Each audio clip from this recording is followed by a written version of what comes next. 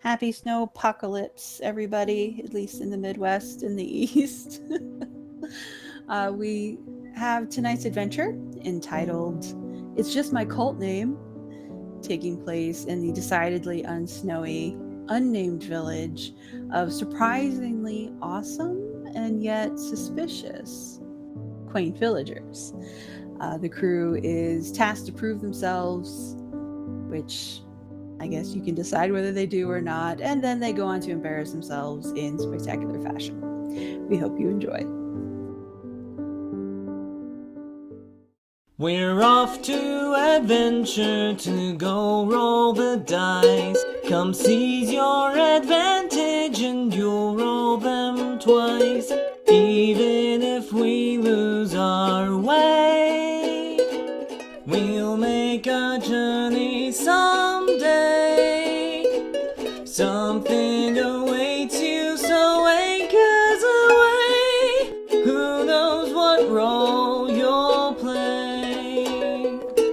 Who knows what role you'll play? I mean, Twinkie is on his phone. He's probably just checking in to see if we're shaming him. Which we are. Silently, though. Yeah, I think that might be worse for him.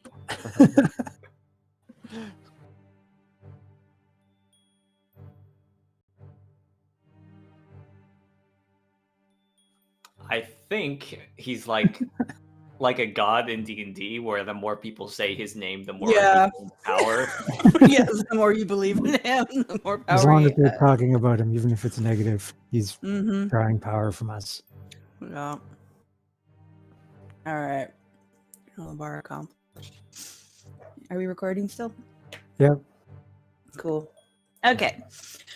So our last adventure was lost to time, but thankfully I made notes just in case. So y'all came to the place and you did the thing and you talked to the dude. That's what I wrote down.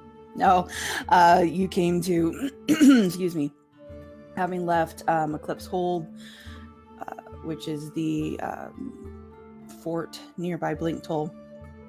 In the quest for wood, you were brought to a small village with inhabitants that treated you not so warmly at first, demanding that you remove any metal, including weapons and armor, before entering. But eventually you were greeted and fed and kept for the night with a promise of trials in the morning. Not direct promises. You had to sneak around and find that out, but whatever. Yeah. Whatever works. So yes, we left with you guys crashing out in this odd little village of strangely multicultural, multiracial, multilingual people that have something to do with the wood supply around here. Or lack of wood supply. Or lack of wood supply, yes. The other odd feature of this island is that it resembles the notes previously found, which gives you, for some reason, the impression that the island might belong to Lyranel or Lyranel worshippers, which is a totally far-flung and absolutely not supported by fact conjecture. We saw them on. We saw the writings on the page. Well, I think the fact that Eerie is reminding us of this fact is evidence that it's true, because usually you just ignore Xylund's theories. we have we have evidence. Do you of that remember this? before. Remember when she was giving us shit about the sandwich? And it Yep. an integral Which part. was the key. Anyway, Because usually when we have like some outlandish theory, you gloss over it next session, well. and we have to bring it up. Anyway, just a small feature of the island. Nothing to worry yourselves over. It's fine. So we will we will pick back up The next morning, so again, you've had benefit of long rest. If you haven't made those adjustments, please do so. Housekeeping note, we are missing Next, but he should be back next session, so I can update him on all of his discoveries via Lily. That hasn't already been disseminated to the group. And Twinkie will show up when and if Twinkie feels like it. Get better next. Yeah, poor Nex. Feel better. Okay, so you guys sleep through the night, or your approximation of it. You are undisturbed by villagers. It's actually fairly calming. The sounds of the forest are very near, and you can also hear the water on along the coastline. So it's a very gentle sort of environment. The village effectively shuts down at night. There's no patrols. Once the fire is out, it's out, and the whole village seems to go to sleep at night. So there's really not a whole lot of activity. So you wake up the next day. Sounds of people getting about their daily chores, as well as smells of what smells very similar to what you ate the night before. Bread and some kind of vegetable stew being prepared. So you are left to your own devices. You have no guard. There's no one outside your tent or anything like that. You're free to do what you want. So, we're in agreement that this place seems like really nice, right? Yeah. Lyranel possibilities notwithstanding. Well, just even if they are Lyranel worshippers, that doesn't mean that they're bad. I mean, people can worship things for all kinds of reasons. You know, you've come a long way. Not really. That's good. Well, maybe. I mean, globally speaking, but I don't know. I've always kind of felt that way. Oh, well, my perception of you has come a long way, then. I mean, aside from Rildis. Yeah. Well, I mean, there are, like, valid reasons to worship Rildis, like, that's what you grew up with in your community and stuff. Nah. Agree to Alright, disagree. anyway, moving on. Should we just go talk to people and, like, get a further impression of this place? Because they were nice to us last night, but I kind of want to see what they're like in the day-to-day. I'm going to try to track down these roses. You guys mingle with the populace. That's probably fine. It's okay if you walk up on your own again. Well, someone else can come with me if they want. I'll go check.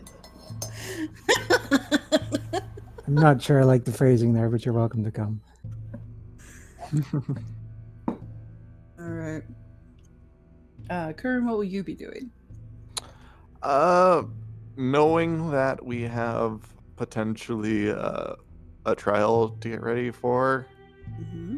I'm just gonna be standing, I guess, serendipitously, like, probably, like, by, like, in the middle of town where, like, that old elvish guy that I saw, I guess, like, where he lives, or like where he works, or where he's passing by, maybe. Okay. Just be like, oh, look at me, I am just standing around here. Show some light. All right. So Kern is striking a completely inconspicuous pose in the center of the village. Hair Davynn, you flowing wanted in the breeze. yes, using his hair to maximum effect. Davynn, you wanted to just sort of mingle with the villagers as they do their thing. Yeah, pretty much. I'll help out and try to make a good impression for this trial. Also, I have rustic hospitality. You do, yeah, I know. I was going to bring that up, but yes, you are correct. You have rustic hospitality, which will serve you very well here because these folks are definitely rustic.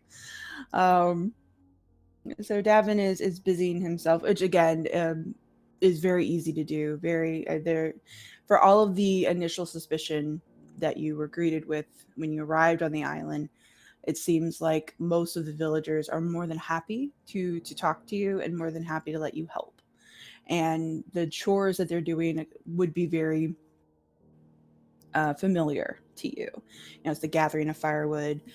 They do keep animals, a very small selection of animals, not larger livestock, more like chickens and smaller things. So again, very routine agrarian lifestyle. So you fall in very naturally with that, and they're more than happy to chat with you as you work with them. The duties seem to be kind of segregated more by age than by gender. So the younger people are usually the ones that are doing the majority of the physical labor, so the firework hauling, things like that. It's duties.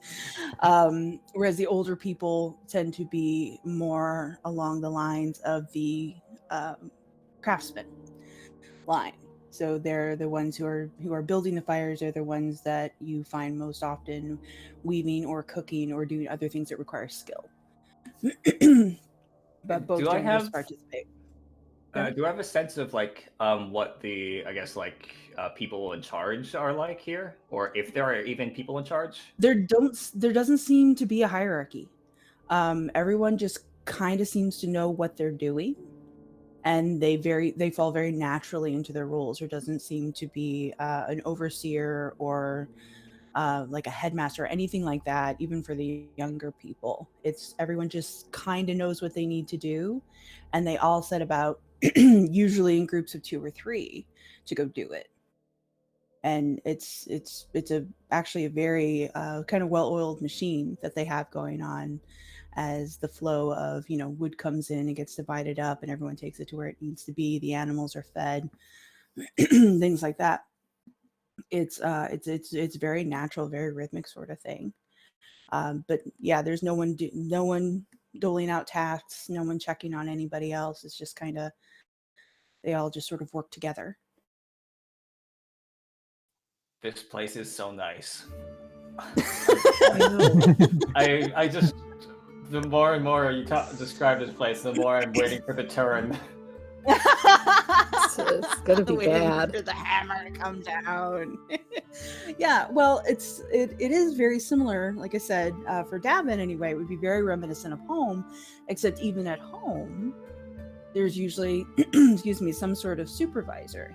There's always like the eldest boy that tells the others what to do, or there's somebody that sort of directs traffic, a taskmaster, or a priest, or somebody who's sort of there to keep the chaos under control. And here there really isn't. There isn't that feeling at all. It seems like everyone's pretty much on the same level. Even the difference between the older and the younger generations, it's less of a seniority sort of thing and more just of a who is best suited to that task. So those that are more practiced work, and those who are less practiced help. So yeah. Cool. It's I imagine Davynn would have a very enjoyable morning. Just sort of getting back to his roots a little bit, so to speak. It's like home without the constant fear of being discovered. Yeah, exactly. It's like home without the constant, eyes boring into the back of your neck. It's fine. All right, so while Davynn is enjoying himself and making friends, Xylund, you wanted to go find roses? Yeah. Do I see the guy who we met on the beach the other day who told us about the roses in the first place? The younger kid? Yeah. Yeah. It's not a very big village. Yeah, absolutely. He's actually hauling wood with the other young men. I'll sidle over to him. Hey there, you busy? I mean, obviously you are, but can you drop that shit and come with me for a sec? Subtle. So he looks at you for a beat and hands it over to his buddy, who he takes it back. You think you can hear very faintly in the distance, "I'm Davynn from Whitfeld," but you're not sure.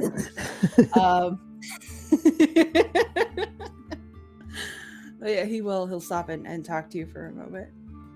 So you mentioned Across his chest. that you guys grow roses here, and I thought my friend here, since her sister has an interest in botany and they have a telepathic link where they share knowledge across vast distances, That's not, If she could look at your roses. that's not how twins work. Sure it is.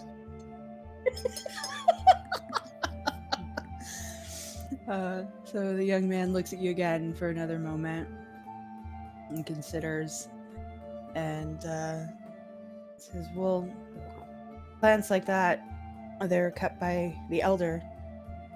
I'll have to talk to him. And he kind of points beyond the large hut where sort of the official business hut was. But he points even beyond that. And you can see just in the distance, there looks like a hedgerow of some kind just peeking out from the trees. Oh. So is it like a full garden of roses, or is it just like a few roses? Well, it's all of his plants are there. Oh, okay. I don't know all of their names. I don't think I got your name yesterday. Or if I did, I forgot it. And he looks for a second. I'm Yvonne. I'll type it Yvonne. in the doohickey. Well, thanks for your hospitality, Yvonne. You've got a very nice village here. Thank you. He goes back to his work, kind of looking at you over his shoulder a little bit, looking at you, looking at Lana, looking back at you. All right, let's head over to the roses. All right. Heading in the direction that Yvonne pointed out for you. Beyond the bonfire, which of course is now lit, and they're cooking over. Beyond the big old cabin hut thing.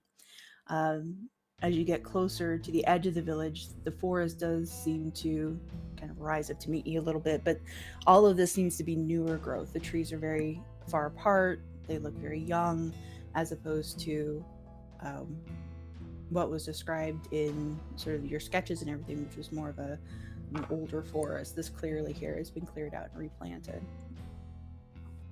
So it's a lot easier to maneuver through. But you do see the hedgerow that has been built in the back has been grown up. The hedges themselves are fairly tall. They're about 10 foot. Some of them are thornier. You can see like thorn vines kind of coursing through them. But the majority of it is a flowering bush that you don't really recognize. You're not really a plant guy. Does Lily have anything to say about these plants via your telepathic link there, Lana? No.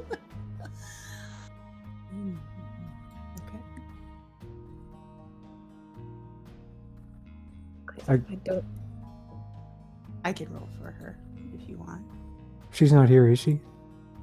No, I think you left her on the boat. Yeah, and we She's don't been on actually the have a boat the whole time. telepathic link. Last I checked. Yeah, you don't.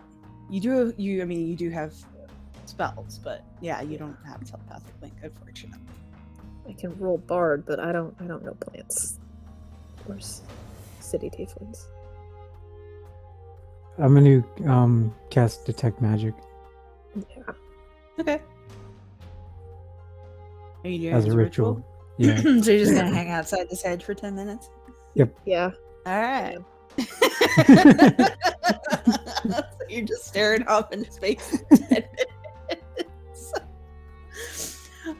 Noel, did you want to roll your bardic knowledge? Sure. Or do you just want to say, I don't know what I'm looking at, they're just pretty flowers? We'll roll, but her nature is apparently. Look at that. See? So while Xylund is staring off into space, yeah, bard stats, exactly. The bushes that you're looking at are you would find them more in the south. It isn't something that you're completely unfamiliar with. Around Estersea and especially around the old Elvish estates, that is a lot of the northern part of the continent. This is a very common hedge. It's usually called elf ivy by anyone who's not an elf. and you know that there is a proper Elvish term for it, but you can't remember it off the top of your head. But yeah, it's not inherently magical. It's mostly decorative. It's just considered pretty. I think But it is fairly hard to grow, which is why it's sort of a nobility thing. in conclusion, it's a hedge. Right. It's a hedge. Well, It's I'll beautiful. finish casting It's this a hedge. anyway, in case we run across any roses. Okay. So you finish your thing. And I mean there's actually quite a bit of magic. Yeah, exactly. If it's not from the region, it's Elvish Ivy. Yeah, quite a few things ping magic beyond just like you and and Lana, which are the largest sources. Yeah, there are multiple sources of magic coming from inside the garden. Absolutely. Well, before we go further, I might as well just ping a divine sense just to make sure that we're not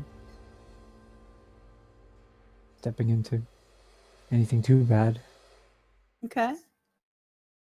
So you ping your divine sense, and you definitely get a hit from inside Oh. the Oh garden. no. Multiple Multiple hit hits. dice. What- They come back think- as Fae. Faye! Oh! Oh, fuck. I'll say that to Lana excitedly. Faye! Where? I'll point. There might be glamour. Yeah, You know what would be useful right yeah, now? That weird little thing, the coin or whatever that we got from what's your face? Zachary.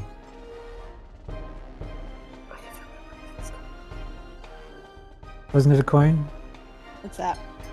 The thing that let you talk to Glamoured or that Glamoured liked, or what did that coin do anyway? Was it a coin? Okay, multiple questions. Was it the thing that Zachary had? Yeah. It It was a coin? small. No, it was a small crystal, and you Oh, took it okay. from her. Right, and we gave it to the Squid Wizard.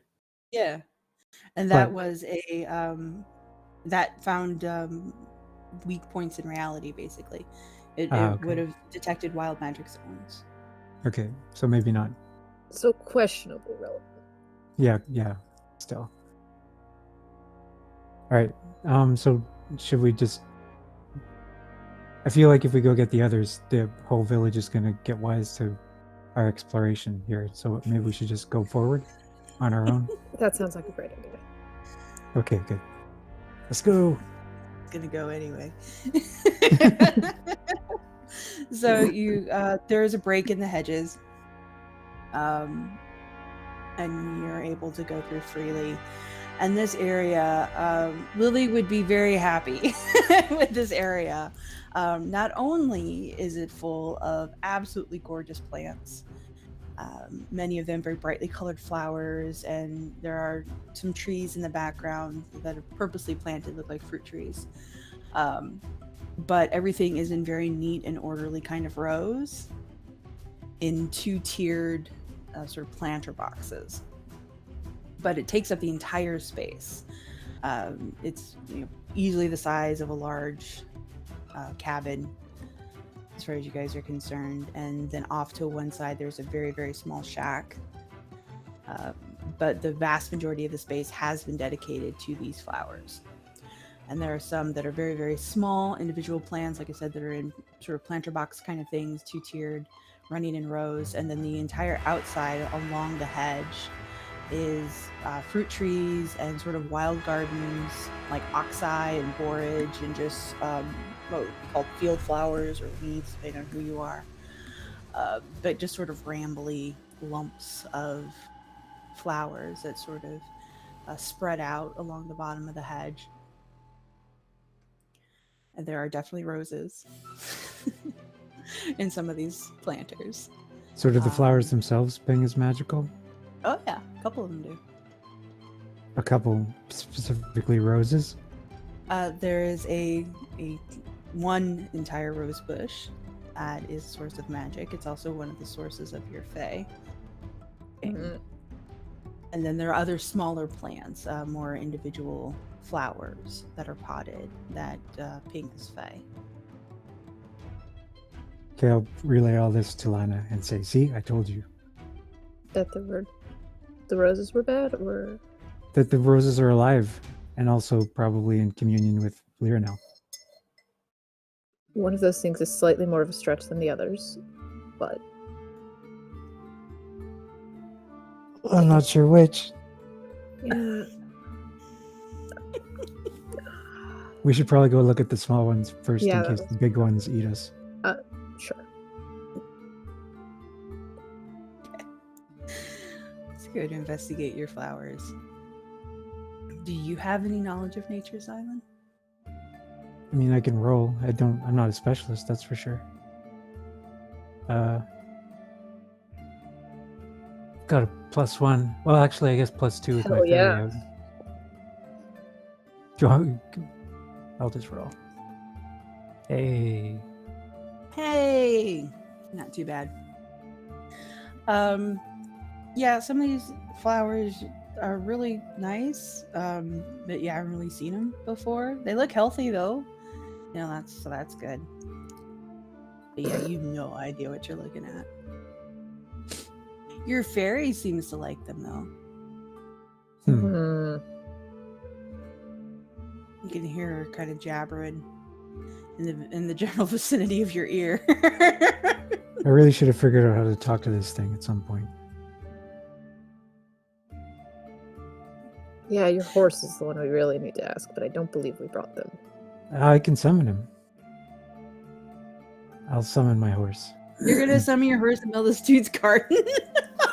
Well, I'll find an empty space. There is no empty space. It is literally rows. You know, the center is rows upon rows of these planters, and the outside is completely taken over. Other than the small shack off to the side, there's just enough path to walk. Would my horse fit inside the small shack? Inside oh my of it, god. maybe. Inside of it. Okay, I'll go into the small shack. Well, first we'll make sure that no one's in the shack. How do you propose to do that? Is there a knothole or anything? Listen very carefully. No, there is a small window, small half moon window at the top of the door. I will peek in there. Okay. As one does. As one does, yes. Xylund's pressing his forehead against the door, peeking inside. It is clearly someone's home. A Spartan home, but a home. Small cooking pot, no additional windows or anything. Bed, a chair, a table, and a couple of hooks that have cloaks upon them. Want to make a perception check, please? Okay. I'm just gonna see a guy staring back at us in horror. Okay. Not quite that bad, but you do hear footsteps on the path approaching, and the soft sigh of one of the hedges being brushed. I will pull as, Xylund back from the window at the very least. Okay. The older elf, the one that you heard the previous night, speaking in Elvish, with his big old staff, comes rambling up the path from outside the hedges. He doesn't seem terribly surprised to see you there. Oh, he's not overtly hostile either. He looks mildly perturbed, but you kind of gather from the I lines on wonder his why. face that's his normal facial expression. He kind of looks at you meaningfully. Oh, hey, we were looking Yes, for you. in your direction. Yevon told us we could find you here. Kind of stops in the middle of the path and waits. Oh, we were just admiring your flowers. Where'd you get them? Cocks ahead in your direction. My friend here, her twin sister, has an interest in botany, so we were just thought that, she could share whatever we learn here with her sister via the No, telepathic by link they talking share. to her when we return to our ship.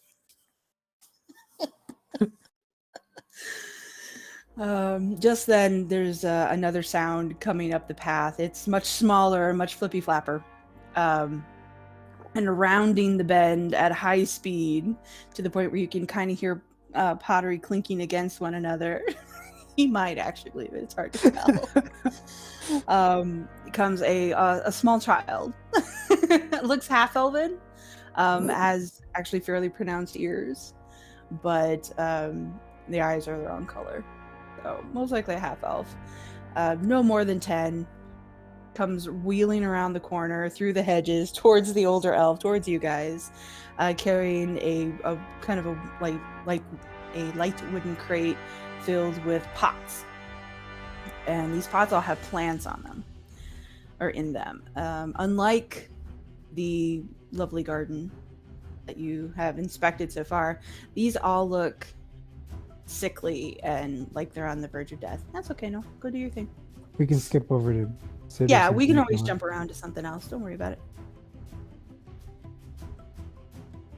Okay. So yes, small child comes wheeling around the corner carrying the sickly, awful looking we felt your heart. Sickly, awful looking plants. And we will cut there for a moment while Noel goes and does her thing. We will touch in with Kern, who thus far has been standing and being beautiful in the center of this village. They're doing what they do best. I'm doing what I do best. I know. That's why they brought you, is stand there and be beautiful. So yes, as you have sort of the best vantage point in the middle of the village, where you can see everyone going about their daily chores. Most of what you see has to do with the food preparation, just because you're by the bonfire. But again, it's that same sense of everyone just kind of has a role and they all just follow into it. You don't see much of the half-orc or the older elf. You do see a lot of the halfling though, who seems to be most at home in this section of the village. And she tends to buzz around, chatting with people. She too speaks in multiple languages, so she slips in and out of different languages. Some you understand, some you don't. As she confers with different groups, but again, it's super casual. Everyone seems to be just sort of doing their own thing. No one really regards you much. Like they're not looking at you expectantly, but they're not suspicious of you either. They just sort of assume you're doing what you need to do. And no one really pays you much attention, other than, like smile passerby and little dude nods as people travel around. But honestly, they don't pay you much attention. I'll kind of scout out the halfling and see what they're doing. And So she seems mostly to flit from group to group. She has a small bluebird that follows her around. It rides on her shoulder for most of the time, and then will get up and sort of buzz around whenever she stops to talk to somebody.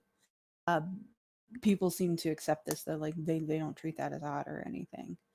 But she doesn't speak to you directly or really makes any attempt to talk to you at all. I guess I'll kind of wait for like a lull in between, like, so that I'm not interrupting like her work. I'll just kind of wait for the most opportune moment to just come up and be like, "Looks like you got your hands full." So she'll, stop in the midst of her wanderings and look up at you. You think so? I mean, you seem like a busy bee. Is there anything we can do to help out? Anything you want, of course, is always helpful. I believe we have a ceremony for you later on, though. If you wish to rest, that might be your best use of time. Ceremony? Yes. You offered to help with our forest troubles. And the only way to do that is to undergo the trials. Trials? She kind of smiles at you. Yes. I'm Is sure it one you'll of do those fine. Is it one of those trials where you can't tell us what the trial is going to be because that's part of the trial? She kind of looks at you quizzically. "No, all will be explained. We don't wish you to fail." Oh, okay. I don't know. We've been But through some pretty breakfast, weird stuff. I can imagine being from so far away. No, no, we will show you what you need to do, and hopefully the forest will favor you. But Hopefully. first, food, and then perhaps we can get started. Sure. Sure. That sounds good. Hmm. Did you sleep well? Yeah. Yep. It was great. Thank you for providing a shelter for us last night. That was really kind. That is what we do. Well, until lunch, it sounds like I'm free. So, You are always free. what I was gonna say though is, like, there's something that is in dire need of help. Like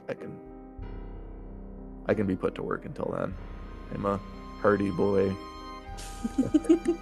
She kind of laughs a little bit, and it's like a deep old laugh. Like, this is clearly an old person humoring a younger person kind of laugh. And she doesn't look old, but she's a halfling, so it's kind of hard to tell. Whatever you feel it is best for you to do, I'm sure you will be welcomed.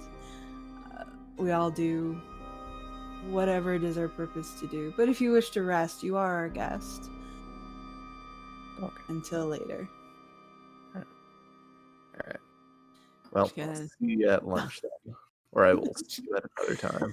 She just laughs and chuckles. And her little bird goes behind her, dancing around. Maybe myself doing something. Yeah, there is plenty to do, honestly. If you wanted to jump into it, like I said, a lot of the younger men tend to do the more physical stuff. So there's always firewood to chop and haul, which obviously you wouldn't be a stranger to. They don't have larger farm animals, which was kind of your thing. But chopping firewood. A lot of it seems to be more deadfall than anything, so they're very careful about what they pull and how they chop. Wood drying is a big thing. There's two groups of young men who do nothing but haul in driftwood from the sea. Ooh, I can do that. Yeah, so and again, very natural, very easy. You're welcomed openly. No one seems to want to tell you their name. They're very guarded about that, but they are more than happy to let you join, and more than happy to have your assistance there. Same thing with you, Davynn, as you go about your morning. Plenty of people who are incredibly friendly, but you don't actually get any names. That is a Are they shame. like because it would be my Mormon? name to everybody. Yes. Yes, as you go around introducing yourself to the entirety of the village, you get a lot of warm welcomes and genuine interest, but not a lot of names in return. They don't seem to like that. Okay, I can stop telling people my name. Shall I stop telling people my name? Well, they referred to you as Davynn when you introduced yourself. They call you Soldier until that moment. But once you introduce yourself, they use your name freely. They just don't introduce themselves at all. Okay, I guess that's fine. I'll keep on telling people my name then. Hi, I'm Davynn Whitfeld. What's your name? Exactly. So that's kind of how your morning goes. There's a lot of blank stares to that question, and then pleasant conversation to cover it over. Also, what's the deal with the trials? Have you all had to do a trial thing? Several of the young men will tell you about the trial. From what you gather from them, it's something that happens basically when a child of the village reaches what they consider to be maturity, which is dependent on the person, from what you gather. It's whenever the elders feel that you're ready. And it's only for people who want to go into the forest. If you want to go into the forest, you have to do the trials. And Gotcha. and if you succeed, then you can become a wood gatherer. And if you fail, then you're just assigned to something else. Have any of you succeeded? No. Or done it, for that matter? Mm-mm. No, And who none of has? the only people who succeed the trials and once you become a wood carrier, you live apart. And the only people who you see are the elders. Huh. Okay. Where do they live? Do you know? Well, they live in the forest. That's their home. The forest claims them. But it's considered a great honor from what you're gathering. These are the people that are allowed to go into the forest. These are the people that are allowed to take from the forest. These are the people that deliver the wood to, the outlying area, mostly to the fort. But it sounds like there are other places they go to, and they're the only people who are allowed to do that. I guess that's fine. That seems reasonable.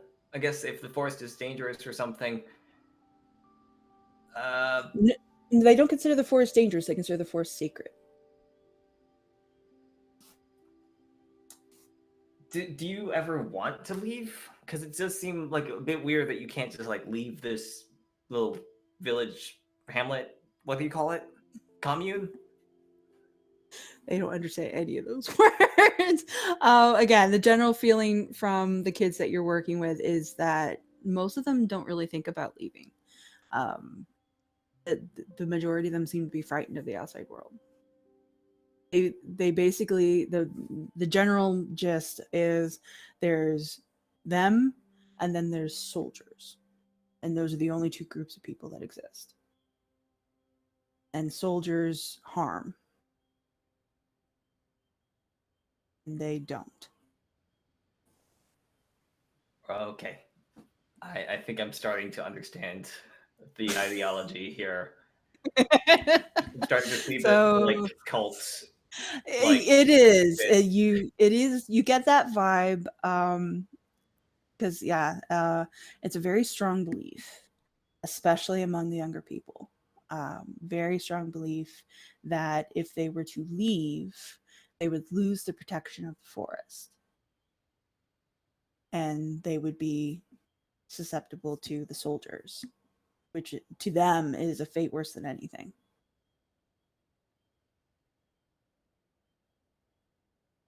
They are very, very frightened of all the horror stories that they think of when they think of soldiers. All right, I'm going to find Kern while chopping wood. Yes. Who's on the beach being manly and awesome. We're like, hey, Kern, so this place does still seem nice, but I am getting some definite, insular cultish vibes here.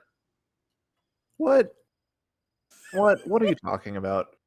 I mean, all these people around here are like so nice. I mean, dude over there is awesome. Guy over there is. I mean, just look at his muscles. And Are those their names? How did you get their names? I pat Davynn on the head. I'm like, that's the point. I don't know.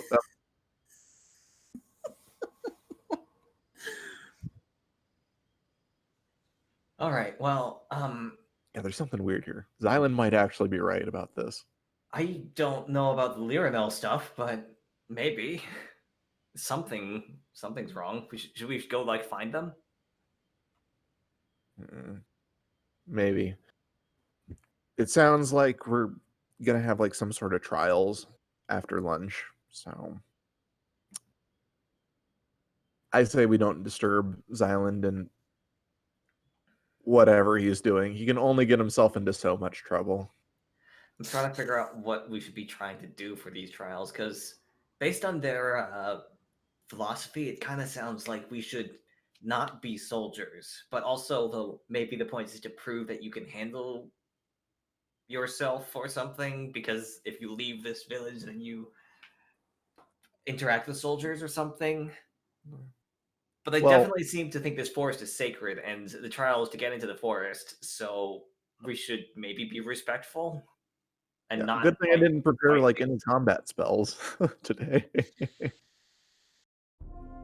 I am my own combat spell, so Yeah. All right. All right. What are you boys gonna do? You gonna wait for lunch, or you gonna hunt down Xylund? I think we'll hunt down Xylund. Okay. Okay. We'll ruin Island fun. Jeez. I mean, we All don't right. have to. If you think he needs space, I don't know. I don't think we should let him know that we actually like think there's a cult here yet, because I think that'll just feed it. I think he's like at the right level right now, but if we admit that he's right, then it's just gonna go overboard. And we're gonna feed his mania. that is a good point. Let's do that. See, that's exactly what we mean. And if all of a sudden like there's 3 times as many people that know that you're right, and you know that, like Xylund is just gonna continue to go off the deep end. Right now he's making logical choices. Setting aside the summoning the horse inside a shack. Yes. Well, yeah, you know. We don't know that yet. No, they were there for that plan. Only Lana got to witness that bit of genius. Okay, so you guys say goodbye to your new friends, that guy and dude over there, and Hey, you. and hey Bro, you, sis, person. and wander to go find Xylund, who is in the Elder's Garden, being shown a box full of dead and dying plants. The little kid carrying them, he sort of looks to you and then looks back at the elder and then looks at you again. And the elder speaks, and it's a language you don't know, unfortunately. But the child translates, clearly translating, given the words that are coming out of his mouth. He speaks like an old man, just the word choices. But he says, the elder says, if you want to help, this needs help. They are injured and, he hesitates for a second, sickened by a blight. And so the little kid just holds his box up higher. All right, I'll try laying on hands on the plant. Want to touch the plant? Yeah, I'll give it a shot. All right. Try to pump 5 HP into the plant. Okay. So you try and get 5 HP to the plant. Make a Constitution save, Oh, no.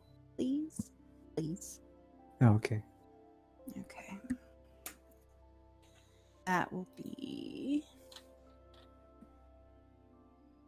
Oh, my dice roller because I'm a bad DM.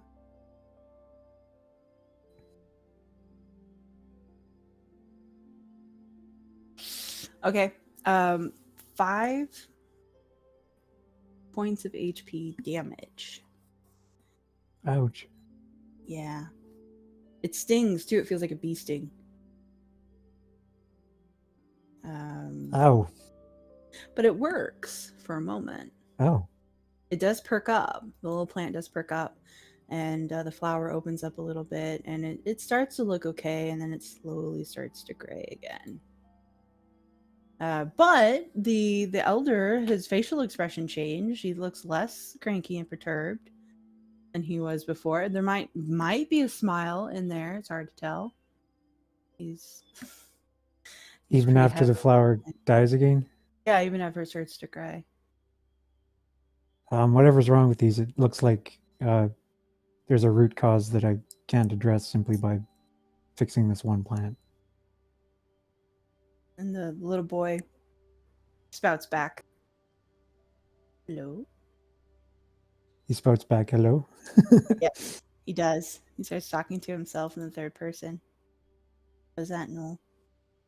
I think it was Noel. Yeah. Okay. Let Noel do her thing. So yeah, he repeats back to the elder, translating for him.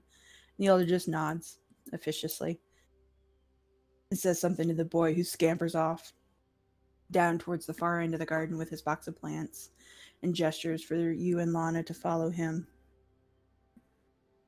which is All right. where you meet Kern and Davynn coming up the walk, having gotten directions, as you guys are coming out of the hedge mage. So you meet each other just outside the hedge door.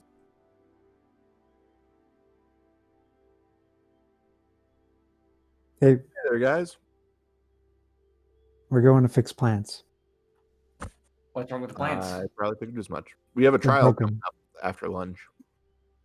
Okay. We're just following this kid. He's gonna show us the broken plants or something. No, you're following the old man. Oh, the old man. Okay. Yeah, the kid ran to the back of the garden. You're following the elder. Okay.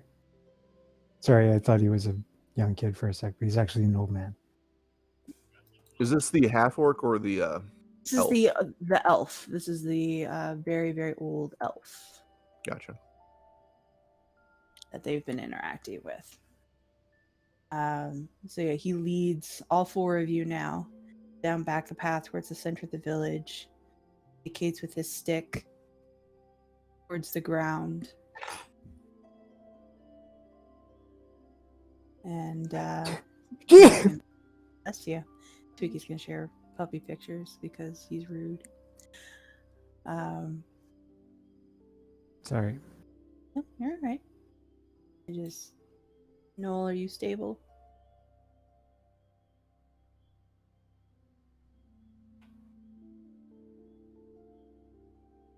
I don't think Noel is stable.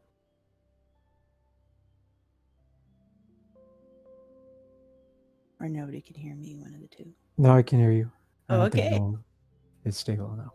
Okay. But yeah, indicates you guys should have a seat by the bonfire, and food is starting to be passed around. So it looks like it is the fabled lunchtime that everyone has spoken of.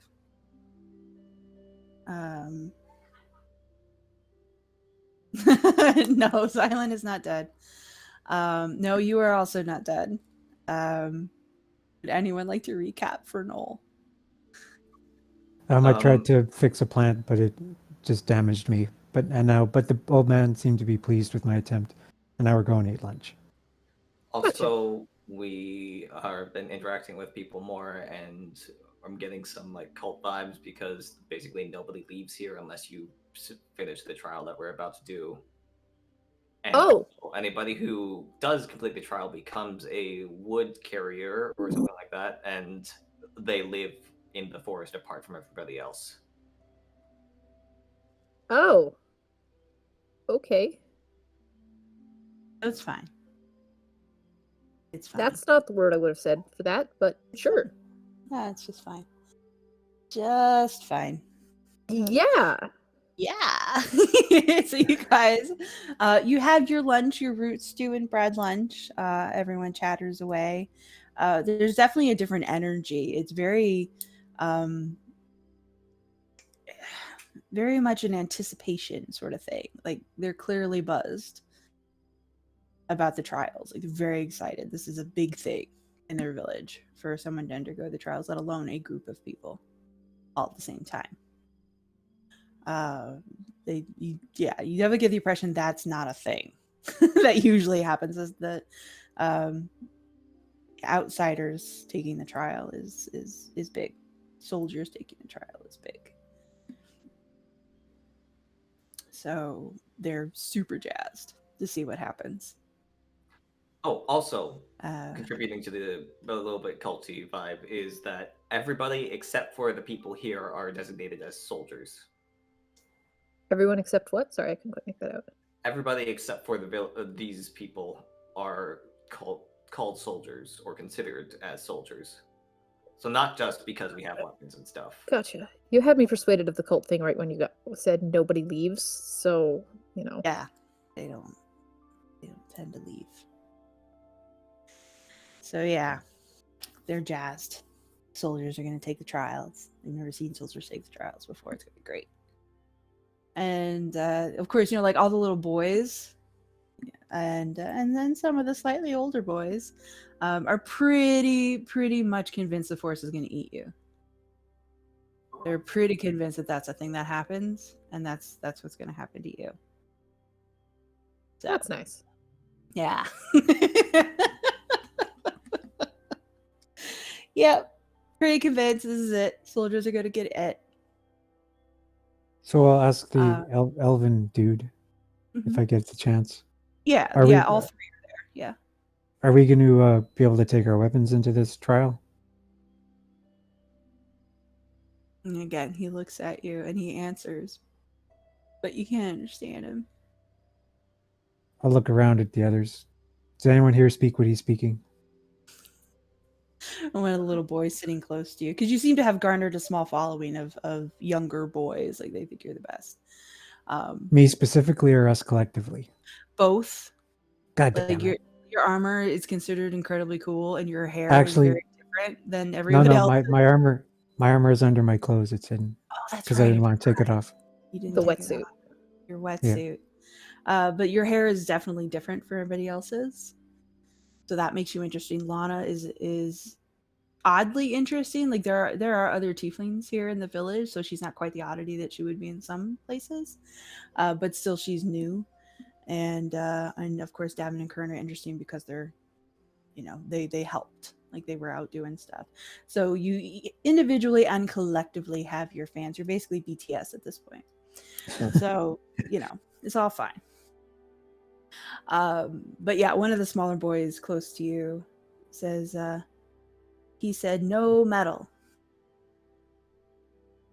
Well, I don't have wooden weapons. I didn't bring my boomerangs with me, unfortunately. It's okay. Well, My AC went from 21 down to 12. my AC is the same. Imagine having metal. And Davynn the little boy continues. unwraps his belt. Whitfeld, very cute. So the little boy continues. Do you not speak elf? I don't. I mean, I speak Gnomish wait. and Dwarvish. I speak elf. Is this a dialect Yes, of elf you that I understand. recognize? No, but Xylund doesn't know Elven. That's all this dude speaks. Gotcha. So, Okay. so it's you not understood him just fine. Yeah, it's not a weird dialect or anything like that. It's just Elvish, which Xylund didn't speak. So yeah, you can understand everything this dude says, but I think you're the only one who can. Only one currently here who can. And not think- that well, because I learned Elven entirely to impress Johanna. Yeah, it's back so. in the day. So thankfully, it's not a complicated sentence. It's all all Davin knows is just a bunch of innuendos. Yeah, that's all it is. Swear words and innuendos. Especially if you're trying to impress Donna. Yeah, all he said was no metal. That's literally all he said. So the kid translated correctly. Yeah, he's amazed that you don't know how to speak elf. He just looks at you like you're weird. Well, how many languages can you speak then? He counts on his hand. 5. 5? Well, I speak 3. That's not too far behind. Guess. Does everyone here speak 5 languages? I don't think everyone does. They all speak a lot, though. I don't know. I Just think 3 is learn quite a bit. whatever comes up on the shore. Wait, we can- so when people wash up on the shore, can they just live here if they want to? Sometimes.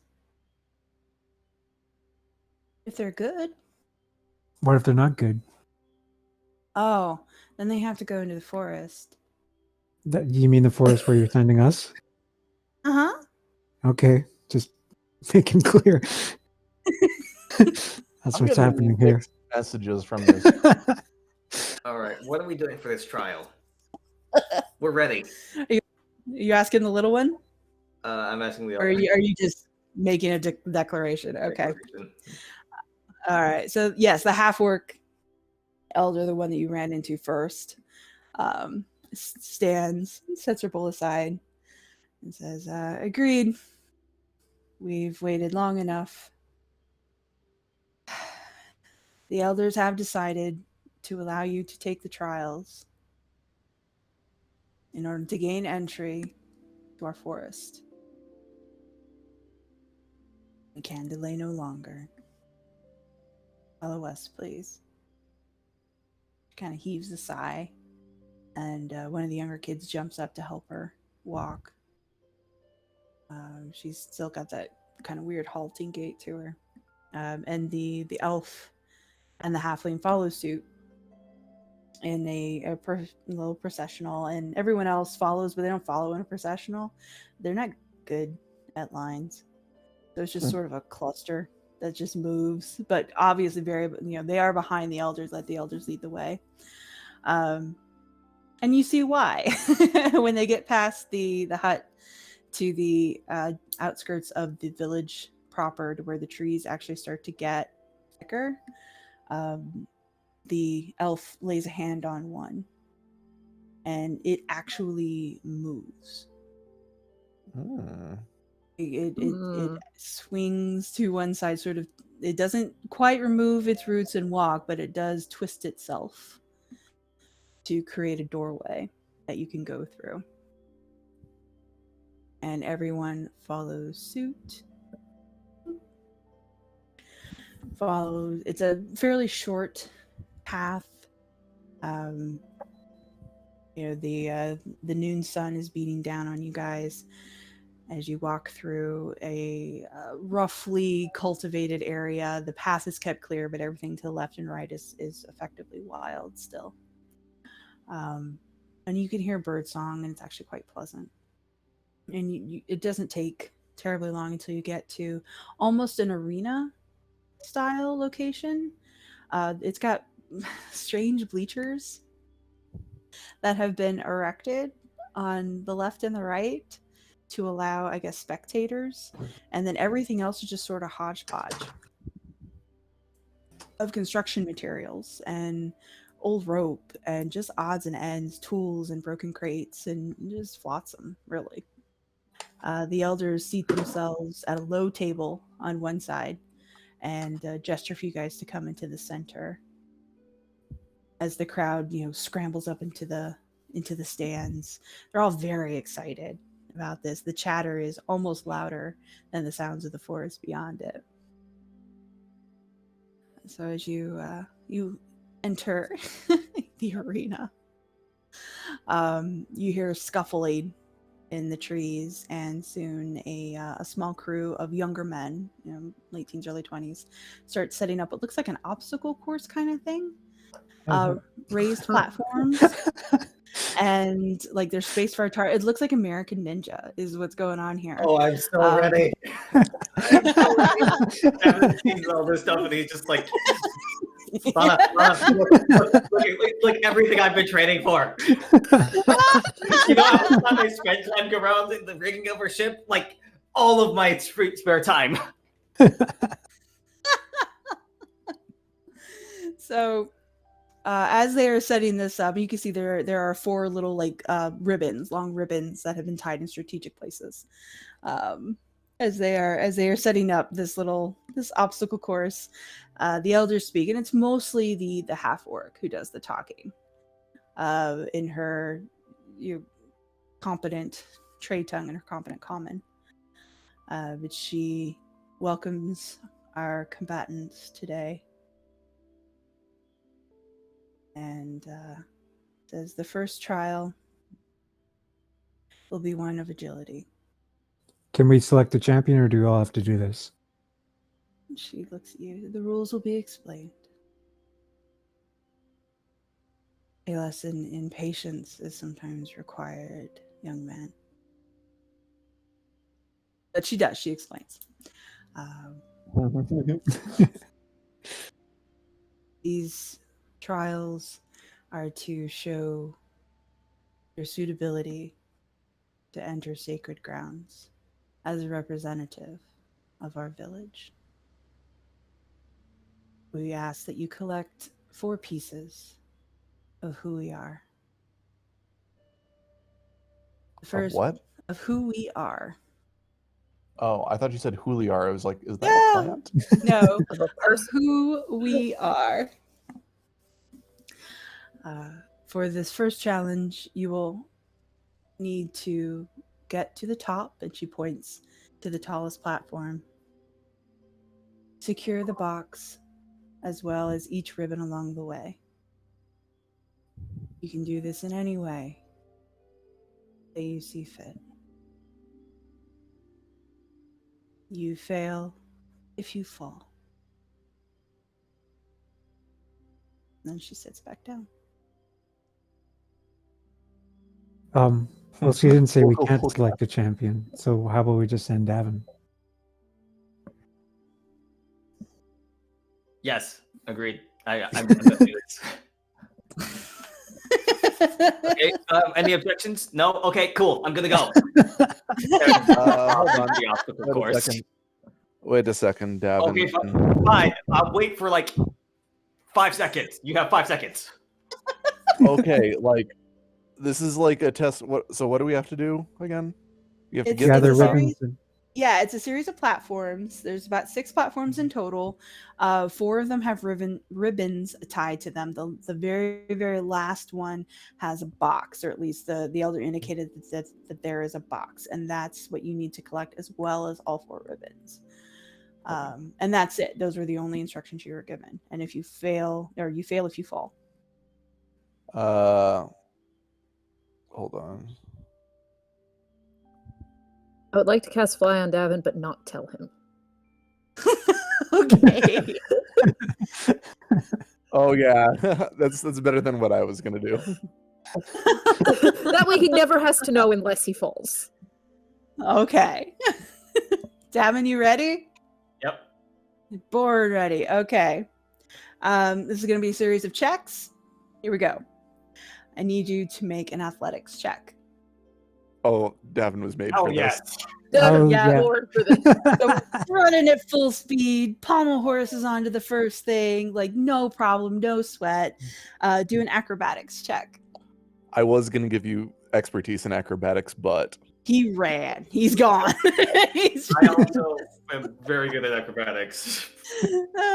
So yeah, Davin is just full check and full speed across a series of fairly easy balance beams. They're fairly wide, not super challenging.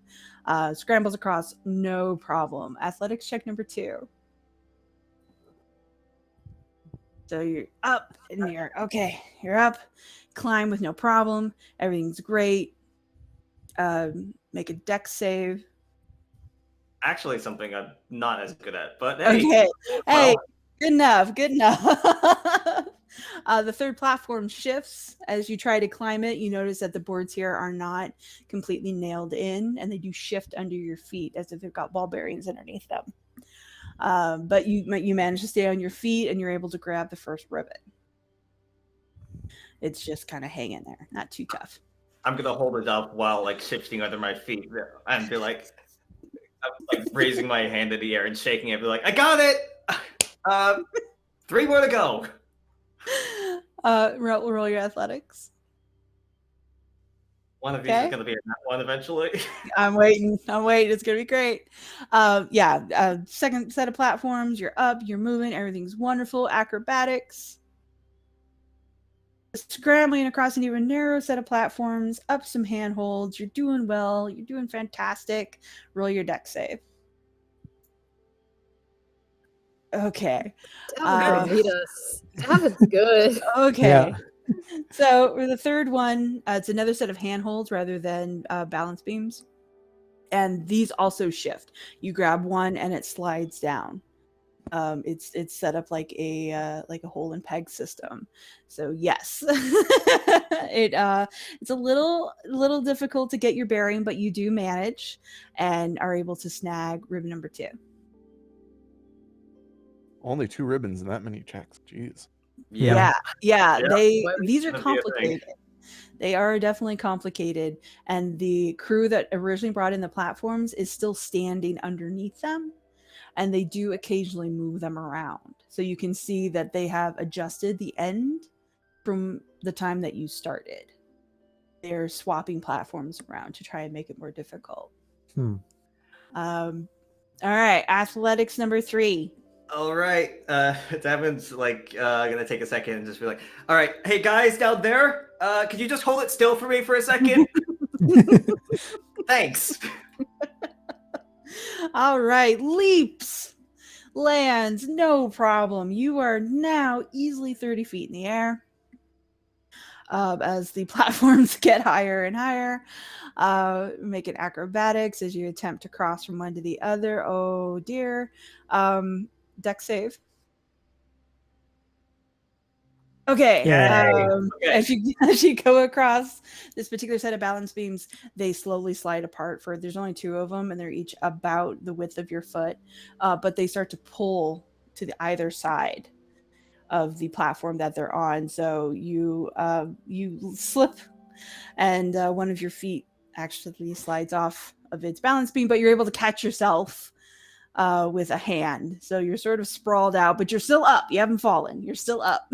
It was just a little uncomfortable there for a second. Go ahead and make an acrobatics to get yourself back to where you need to be. Yes, I'm doing so well, and I'm gonna regret this later. Yeah, you're gonna be sore. Well, the thing is if you fall, you're not gonna fall because you're. No, freaking he won't hurt himself. But Davynn doesn't he doesn't know that. No, he doesn't know that. So you're up and you're moving, and you're onto the last or second to last platform to grab your ribbon. Make your dex save. Oh gosh. Okay, this ribbon is more tightly secured than the first 2. You're actually going to have to stand and unknot it while you do that, and the platform is shifting like it's on an actual tilt. It's got an axis in the center, and it tilts as you stand on it, but you have to stand on it in order to unlock this thing or What's unknot the it. ribbon tied to? It's just a metal hook. It's buried into the wood. It won't dislodge easily. I won't say you can't try, but it won't dislodge easily. It's screwed into a block of wood, and then the ribbon is tied around it. Gotcha. All right, yeah, I'll try to untie it then. Okay. Yeah, it's not great. So the floor is not helping you at all. One last acrobatics check to save your butt. Oh my gosh. Okay, yeah. Saved your butt. You're able to get the third one off and scramble onto the next safe platform, the one that's actually stable, with your third ribbon in hand. All right. Last, John. You can hear them down below. You can hear them adjusting things and pulling and moving. And finally, they stop, so you can continue. Final athletics check. Question. Yep. Does it look like things are getting like harder and harder as I go? Like, yes. All right. So, here's what I'm kind of imagining. Okay. If Davynn like sees that things are getting worse and worse, so like going across all these obstacles is going to be harder and harder, I think he might try to just avoid them altogether. Okay, how? So there's the tallest platform, right? Right. That is above everything else. Right. It's about 40 feet from you on an incline. Yeah. 40 feet from me and on an incline, you said? Yeah. Mm-hmm. All right, never mind. I can't do what I was thinking. But there are 2 intermediate platforms if you want to try and yeah, I was thinking about like using the whip to basically swing across the area instead of trying. You could try that. I mean, you are in a wooded area. There are trees above you. You could try and do a whip swing in order to at least get past 2 of the platforms, get yourself a little closer. I'll give that a shot. Okay. Just go ahead and make your attack. All right. That will definitely secure you to a branch. Thankfully, these trees aren't taken down quickly. You hear a gasp from the crowd as you latch on to one of the tree branches. I'm hoping that gasp is cool and not, oh no, he's attacking our sacred forest. And then after that, I'm going to go for the swing onto the next platform. All right. Athletics. Just roll athletics with advantage. Look at that. Oh, Don't even Nice. need it. Swings like a champ. Makes your way over the next 2 platforms. All you have to do is scale the last section, and you will have everything that you need. You have your final ribbon and the box. Give me 1 more acrobatics to get yourself up there. Oh, Look nice. at that, Yeah. ladies and gents. Like a Perfect. champ. Hauls himself up there, crouching tiger, hidden dragon style, lands on his feet, total badass. 3-point superhero landing that nobody can see because it's too high up. Yep, superhero landing.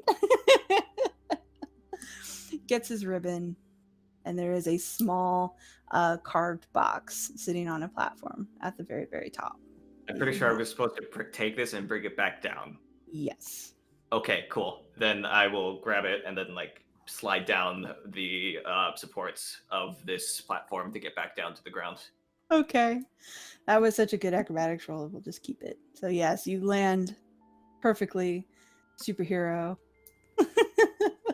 Ribbons tied to your belt, whip in one hand, box in the other, Indiana Jones style.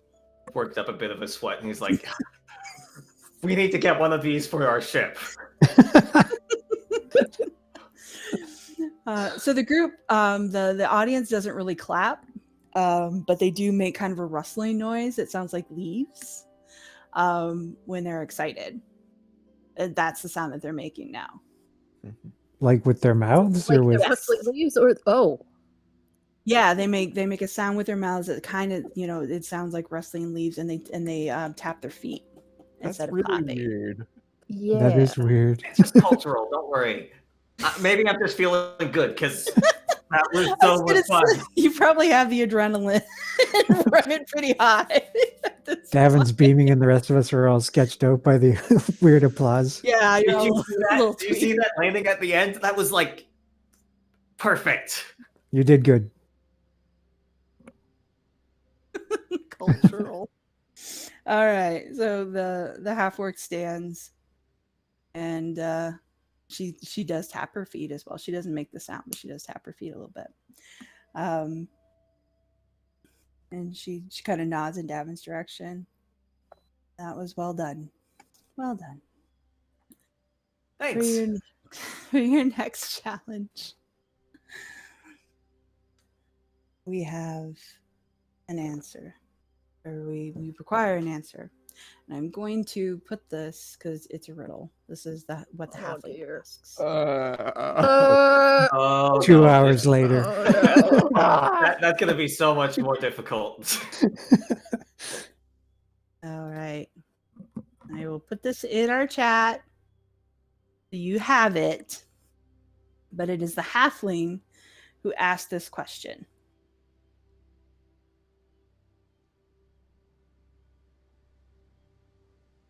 After giving you the riddle and saying you have, and then she flips over an hourglass, this much time to answer. Can I do an estimate of how much time that is based on the rate of? Based on how fast that sand is running, you've got maybe 10 minutes. Oh, fuck. Only All one right, that's not color, enough but time not to make one this. size. Stuck at the bottom, yet easily flies. President in sun, but not in rain. Doing no harm and feeling no pain. What is it? Sure, Lily can help. Lily's not here, man. My Lily is. Yes, that Lily can help. Easily flies.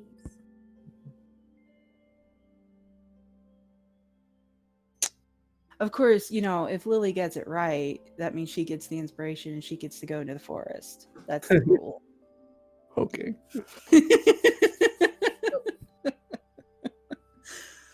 Okay, so whenever I see present in blank but not in blank in a riddle, I always start looking for letters. But I don't think that's the case here.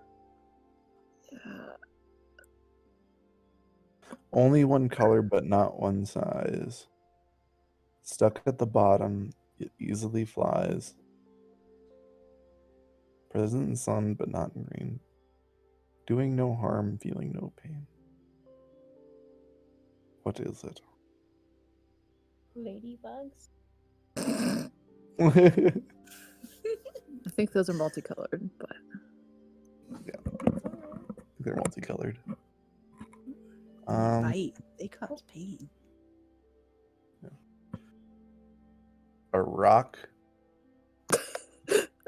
you can't have Yeah, rocks a in rock rain. that somebody- I mean, you can throw a rock and that flies.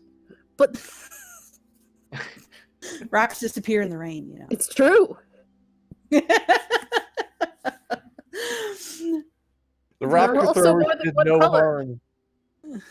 Watching you guys struggle a little. And they hurt. The halfling taps on the hourglass a little. Not enough to make it run any faster, but just as to emphasize her point. I know.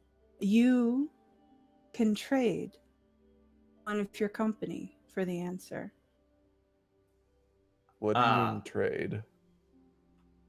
They would be removed from the trials, but you would be able to pass without answering. No. Yeah, we like our company. Can we trade one of them who isn't here? Could we trade Hildreth? Yeah. Actually, Hildreth is probably the one who would know the answer to this. God damn it. I feel like this is like nature-y stuff. Yeah, okay, so what goes away when it's raining? Bugs? Bugs. No, bugs like rain. Is it Sunlight. salt? Rainbows. Is it Salt? salt? It is not No, salt. not salt. Is it What? Doing no Time. harm, feeling no pain. No, it's not time. Time also stops when it's raining. I wish. Clouds. Shadows? No, those Birds? don't fly. Oh. Birds aren't bad. Wait, could it be shadows? Flying though. Well, I mean, Stuck at the bottom. Only one color, but not one size. Doing no harm. Yeah, I think it's shadows. Yeah, Flying that thing works. though. But the flying. well, Think this should say shadows. What are they going to do? Like, are we going to get penalized if we get the wrong Okay, answer? I don't actually know. Do we only get one guess? I didn't say that. All right, Alright, then shadows. shadows. Shadows is the correct answer. Hey! What? Yeah. Yeah, the flying is the weird thing. Well, I mean, like birds have shadows. Yeah, that's what I was thinking. Yeah, but the shadows are on the ground. I Well, don't. Also, the shadow could be on the I didn't. wall. Okay, that was There's okay. shadow. What I if mean, I'll there's take a bird stumbling flying into up above another bird and cast a shadow on the bird that's flying? Then the shadow is flying. High vibes island. Yes, shadow is the correct answer. You have one. I did not deserve that. Well, If you said get we only it had one anyway. answer, I would not have committed to that one. All right, so the halfling elder comes up to Lana specifically. Who's standing there incredulously? And she hands you it's a small medallion on a leather cord, and it looks like a Celtic knot. That's the closest thing to it. But she hands that to you. So then the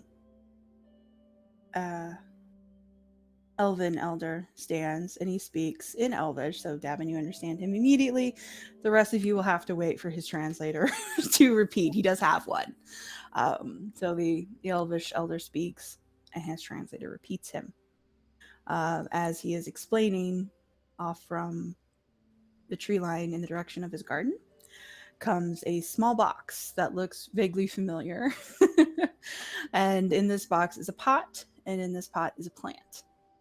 It's a dark purple color, like deep rose sort of thing, and looks kind of like a thorny, like it's got thorny leaves to it. Rather than the stem of a rose, the leaves themselves are spiked.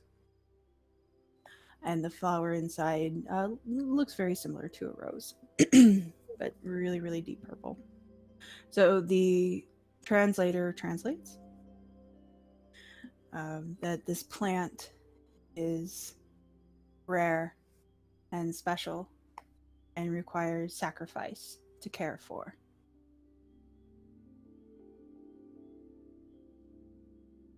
And he sets it down. The assistant sets it down on the table in front of you guys.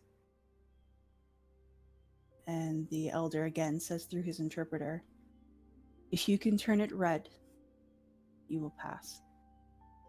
That Well, I really had- sounds like we have to bleed on the freaking flower. Oh, that could work too. Yeah, But- that's where my mind went as well. I had some success doing my lay on hands on the other one. How long do we have to turn it red for? He didn't say. Well, let's try bleeding on it first, and if that Well, doesn't we have work, then I'll... mutation that can change colors. Stuff. You know, I could set it on fire. No, I think no.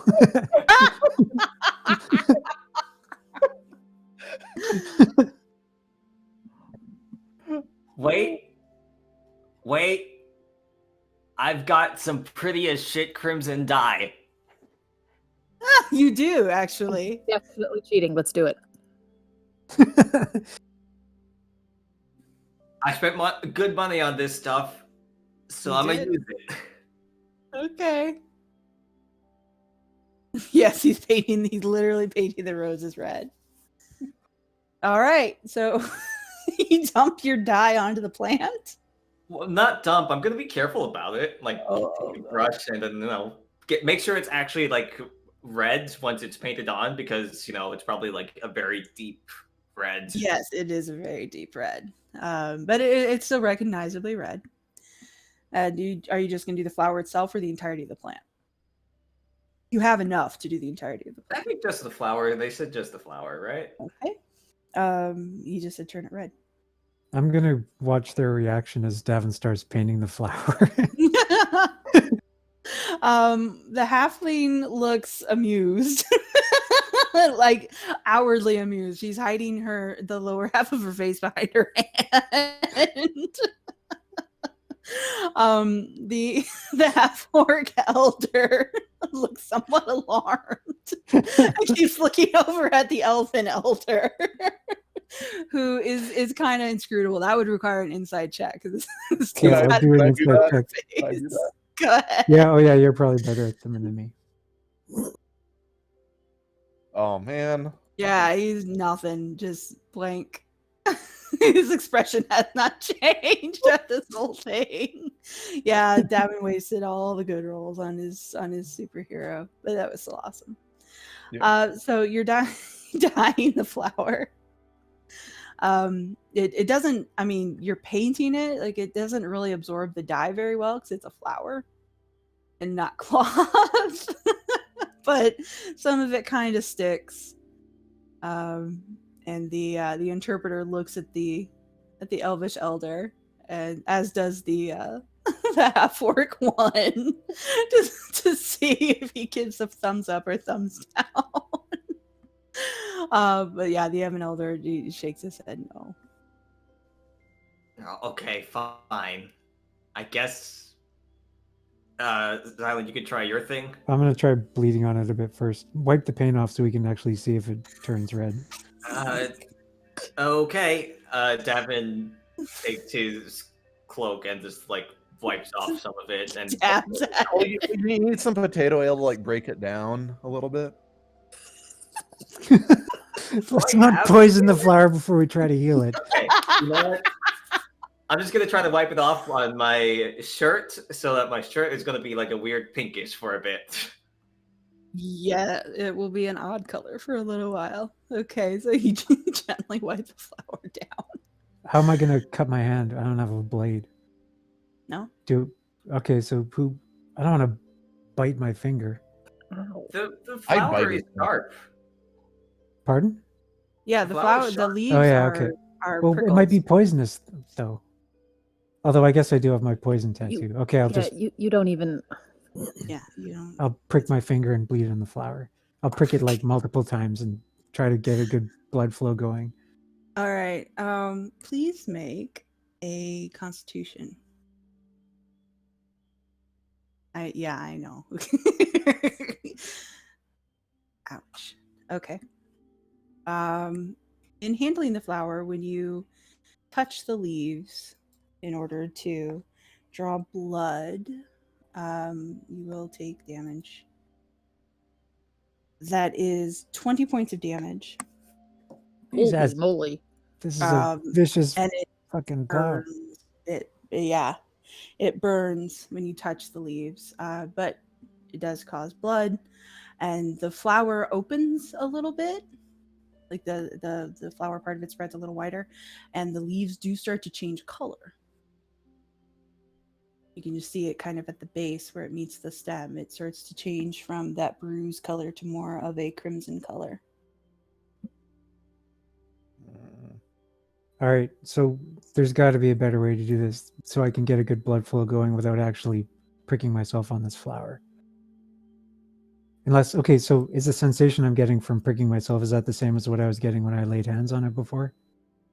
It feels similar. This is a lot more intense than that was. Not right now. That was just kind of a sting, like a bee sting. This is much worse.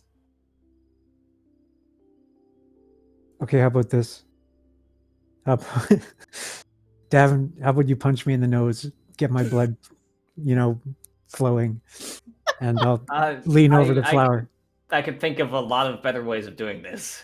Okay, well, name one. Let's go with this. Oh, okay. Davynn is going to grow some claws and then just motion for Xylund's hand. Okay, this is better. Or not hand. Hand's actually a really bad place to cut. How about you do my, let's see. Parallel to the forearm, starting at the wrist. Yeah. No, don't do that. No, don't. Yeah, I was like, I don't think that's a good idea. How about you do my thigh? All right, that works. Thigh. And then I'll sort of really good is a good spot if you need to draw blood for some reason. So I'll try to lean over the flower so my thigh drips blood on the flower. Okay. So are you just dropping trowel? Yes. Wait, we can't do this because I've got armor under here, and if they see that I've got armor under my clothes, they'll make me take it off. It has to be my hand. Let's just do your wrist. Roll up your shirt. I'm not sure I can do that. Can I roll up my armor? All right, fine. I'll cut your hand. You can't roll up your armor. I'll cut Xylund's hand. It's fine. We have divine healing. Yeah. Okay, you got Xylund's hand. All right, Xylund, your hand's cut. Now what are you gonna do? And I'm going to squeeze it into a fist over the flower and try to get the blood dripping real good Are you gonna without just do it actually right touching the flower. without touching the flower? Oh yeah. Okay. Well, first you have to take a little bit of damage.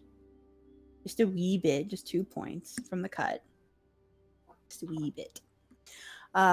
Dripping blood onto the flower from your cut hand does nothing. It doesn't seem to react. Okay, son of a bitch. All right, if this kills me or knocks me out, just be ready to cast Cure on me. Don't worry, I've got enough stuff. I've got enough healing to supply a third world country with free medical care for the next year. Good, we need that. Okay, I'll sort of grab the flower with my hand and simultaneously use lay on hands. So while I'm bleeding on it, I'm also I'll pump 10 HP into it from lay on Okay. hands. All right, Constitution.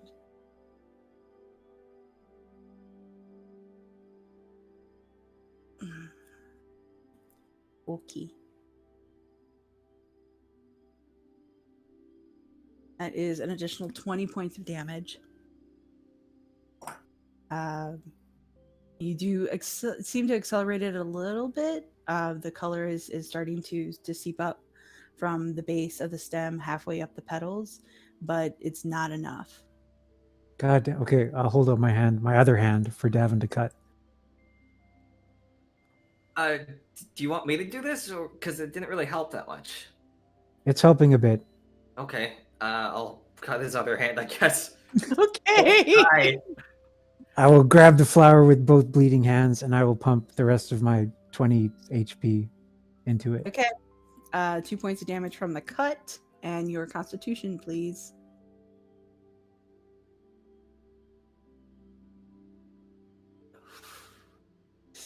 Both hands, huh? Both hands.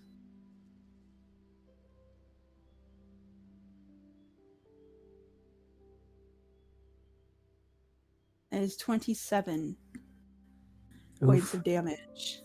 You have managed to turn it 3/4 of the way red. Son of a bitch! You want to hang on? I'll just keep holding on until the fucker turns red. While swearing. Fuck you, flower. Constitution save. This is the holy artifact that we are cursing out. Oh god. Turn red, you son of a bitch, turn red.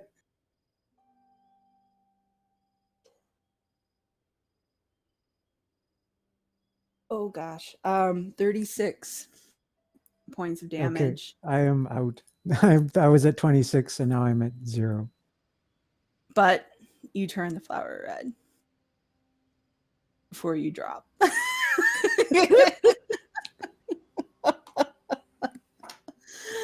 I'm gonna kill this flower as soon as you resurrect me. Can you help him? Kern is just watching.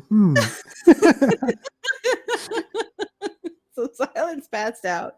The flower and its leaves actually have both turned red. It seems a much happier plant now. As the assistant comes to take it away, the elder stands to address the group in Elvish as his translator assists. Congratulates you for well done. He's got a flower wreath in his hand. I think we need to get Which- Xylund up. Yeah, one Xylund is up. So by the time I'm up, have they The already taken flower's the flower away? Yes, God the damn flower's it. And the elders approach you with a flower crown that he puts upon your head. He looks mildly amused. But the translator is saying, the elder congratulates you and reminds you that sometimes teamwork makes all the difference. What's a And- team? Wants back to his chair. I think he's saying we all could have bled on it. We could have, yes. That honestly didn't occur to me.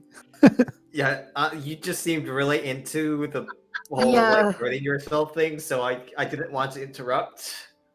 Yeah, plus, if all of us would have done, I would have had to spread my healing out among a bunch of people. That's true. This was probably more economical. Yes. Are you okay? I know what it's like to touch a thing that hurts you. That was like all of the Marin Manor. Yeah. So, Hannah. He liked Excuse that me? part, but are you okay, Xylund? I'm fine. I'm just. I kill that fucking. I wish you'd raised me a little bit faster so I could have smashed that flower. There was my a reason favorite I reaction. didn't do it like immediately afterward. Kill that fucking flower. Okay. So yes, 'Cause I the elder feel like congratulates we would not have like passed the trial. you. They 'Cause didn't then we say. would have turned it around. They didn't specify for how long we had to turn it red, though. No, they didn't. So you get your flower crown. The elder resumes his post. And this time it is once again the half-orc who stands. Congratulates you for making it so far. So you got your flower crown, you got your medallion, you've got your box. And then she points to a small table brought forth from the edge of the forest. And on this table is a box nearly identical to the one that you have, Davynn. The one you got from your obstacle course. And the half-orc says, your other prize is there. If you can Oh. take it. I will attempt to grab the box. Okay. Removing the box from the table is impossible, for one. It does not move. Can you make me a dexterity saving throw? Sure. I'm standing right next to him, so So he plus gets the 2? +2. Yeah. All right. That is, ouch.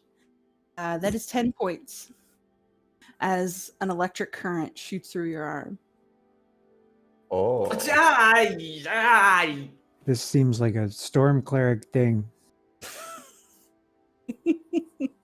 Nudge, nudge. I already bled on the flower.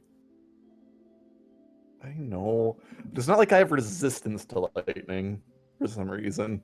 I do. Oh, do you? You can. I can. Oh, right, you're a dragon. Well, let's see if there's some like magical stuff going on with it first. I can Sounds cast good. detect magic. I've got the spell for days. What, detect magic? Mhm. I'll cast Alright. it as a ritual unless someone else wants to. I have 6 first level spell slots. I'll just cast it. Okay. Okay. Well, everything is magic, y'all. You're magic. The table's magic. Specifically the box. Box is magic. Davynn's box is magic. The ribbons are magic. The flower crown is magic. The medallion is magic. Yeah. there's a fair spot of magic going on. Okay. Most of it Can transmutation and illusion. Can I do this on the effect that is causing shocking? You would have to roll a check. Would you like a bardic? It will Yes, I be a would like a high bardic. roll. Okay. I got this. I can do it. I've got luck as well. Yeah. All right. Wisdom check. With bardic. Okay. Okay. Okay. What is the bardic? It's a D10. Oh. It can only do so much. All right. I'm feeling lucky. Okay. It's not coming through. All right. Is it not? There we rolling? go. There 23. we go. Yeah, that's better. 23. Yes. That will not work. What? Jesus. Mhm. It is a high DC for this particular item, given its nature. So could It is. Ooh. It's like over a 13th level spell equivalent. It is a heightened spell. Yes. Ooh. so could Davin not move it just because it was electrified, or is it also like It would not Um, physically move. Davin, when you pulled on it, it did not actually move. It wasn't just the bolt of electricity or the shock of the electricity. It seems like almost like it's glued down to the table. Can what if we I- smash the table? Yeah, can we inspect the actual like table to box Sure. and see how it's connected, like if it's magic or actually physical? It would seem to be a magical kind of thing. The table is very plain. It looks honestly just like a standard kitchen table you'd see in any cabin. Not a whole lot of decoration or carving into it. The box is sitting freely on it. There's no mechanism or clamps or anything like that you can see. Oh yeah, table's magical. Hell yeah. Is this just a magnet? What That would explain why dispelling doesn't magnets? quite work. What are magnets? What's your different idea? I mean, we have like at least one of us is some equivalent of mold earth, right? Like we can just walk this thing out of the area I got stone from shape. underneath. Yeah, there we go. Just sort of dirt slide the table out of here. I don't think I can do it for that long. Ah, gotcha. Yeah, we need mold for that, I think. Does anybody have Does anybody have clues for us? Can we like phone a friend? You want to phone a Can we friend? sacrifice Edwin? Sacrifice a party member. We're not doing You that. want to sacrifice a party member? No, we no, can figure no, it we don't out. want to do that.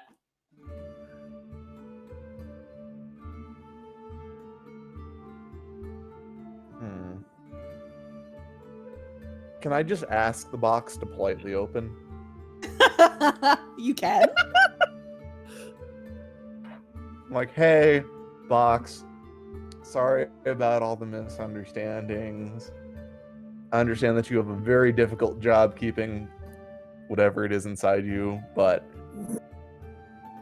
you kind of need it. Would you mind opening? Box is not moved by your pleas, apparently. It does not move. God damn it! Table visibly connected to anything? I'm sorry, the table Using what? Lana? Is the table connected to anything, or is it just sitting on the No, it was carried in and set down. It doesn't. It's freely standing in the circle. It doesn't seem to be attached. So we I'm could gonna see. try to flip the table. You flip the table. Yeah. Okay. This is the most eerie trial. All right, so you flip the table. 1 second.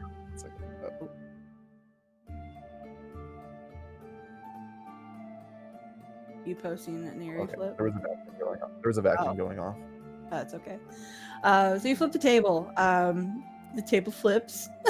It is now with legs in the air. The box still attached, unopened. You need honey? I'll shake the table. You gonna pick it up and shake it?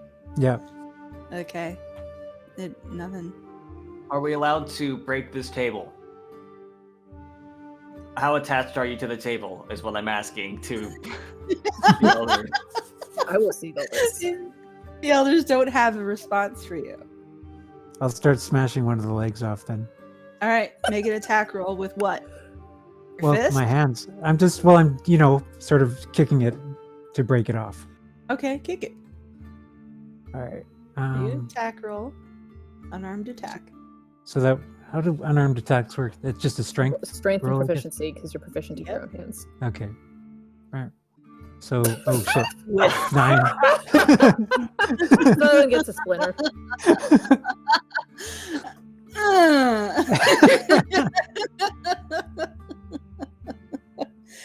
You are unsuccessful, to say the least. Is anyone And it opposed to gets a- lifting it 20,000 feet course and of dropping it?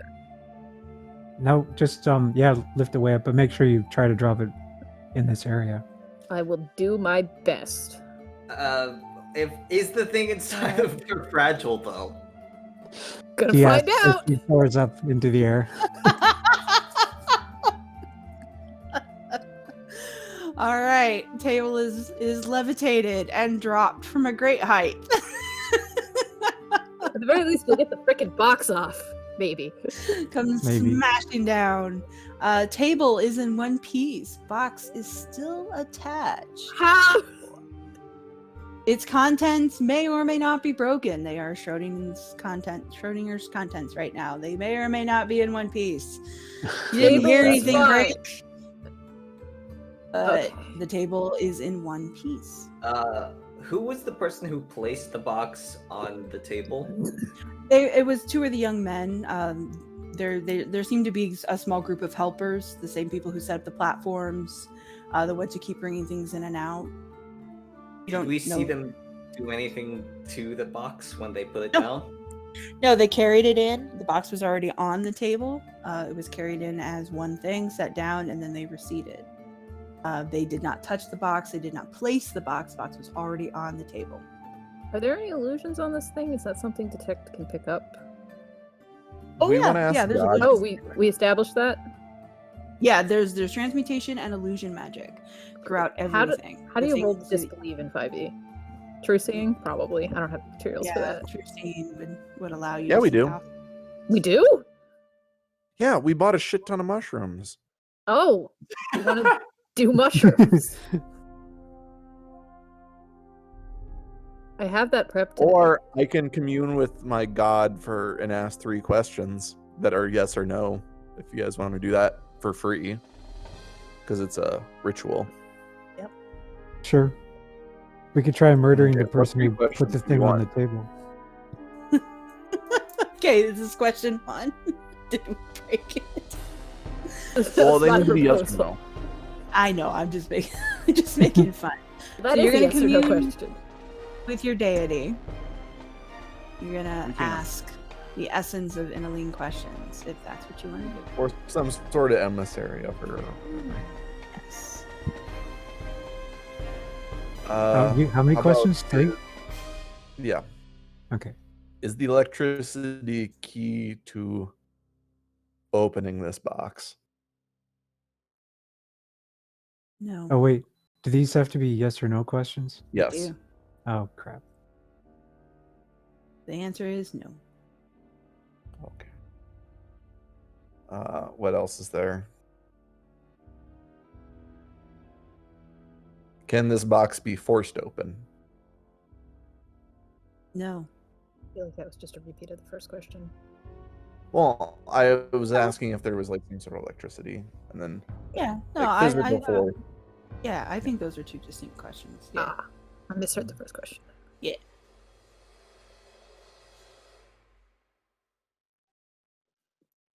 Will this box only open for a certain person?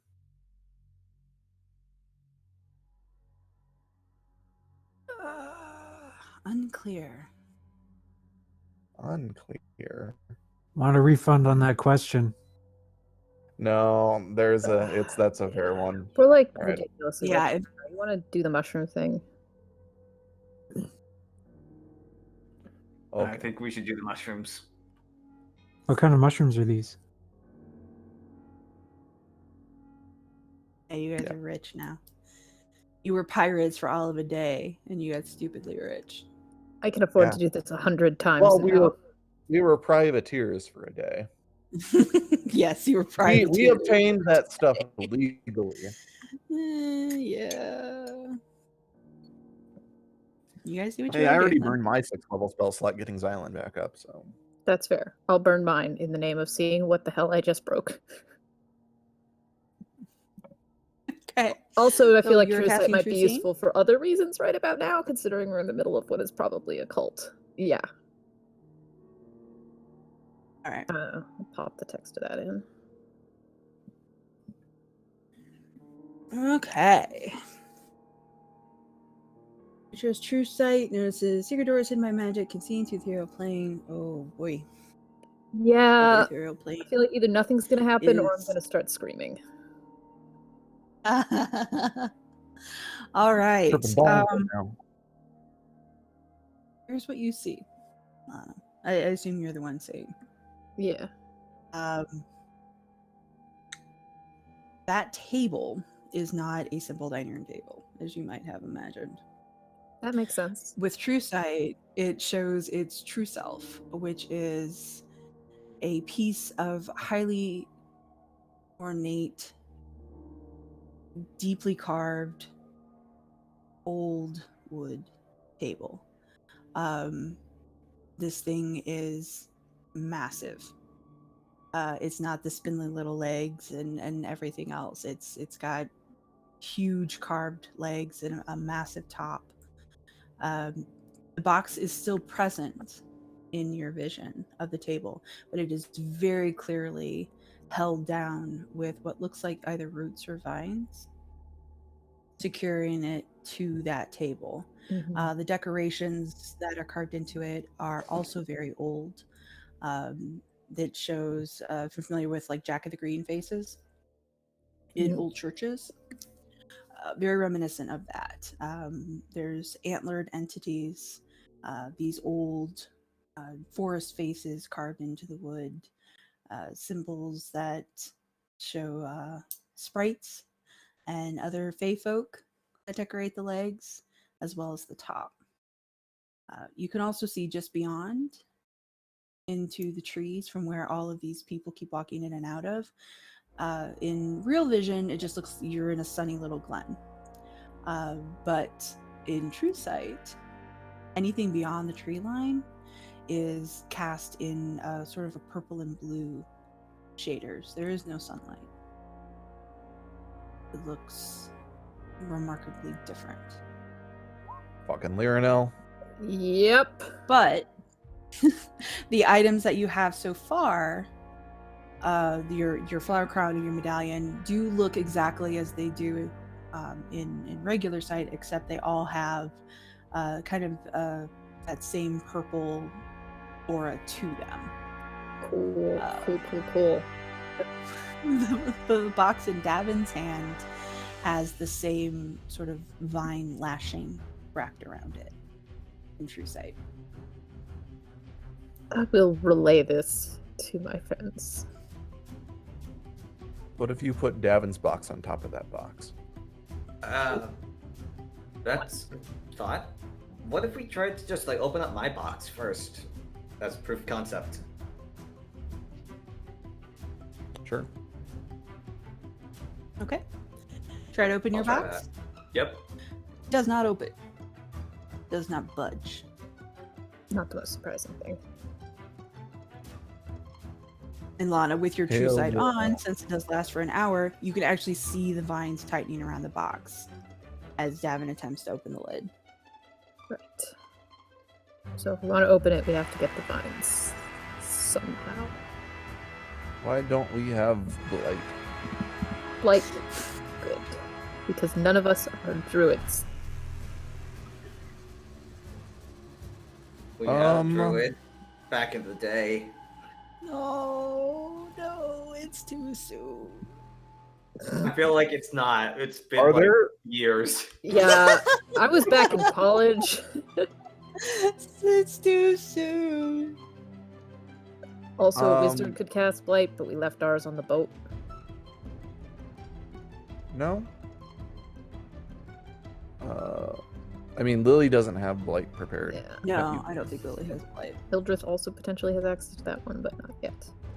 Hildreth could fuck some shit up in here, but Hildreth Hildreth, has... yeah, our nature person is not present. All right. Hana, what if Are we these, tried like, to remove Fayish? or something? I did. what was that, Kern? Are these like Fayish or like otherworldly? What?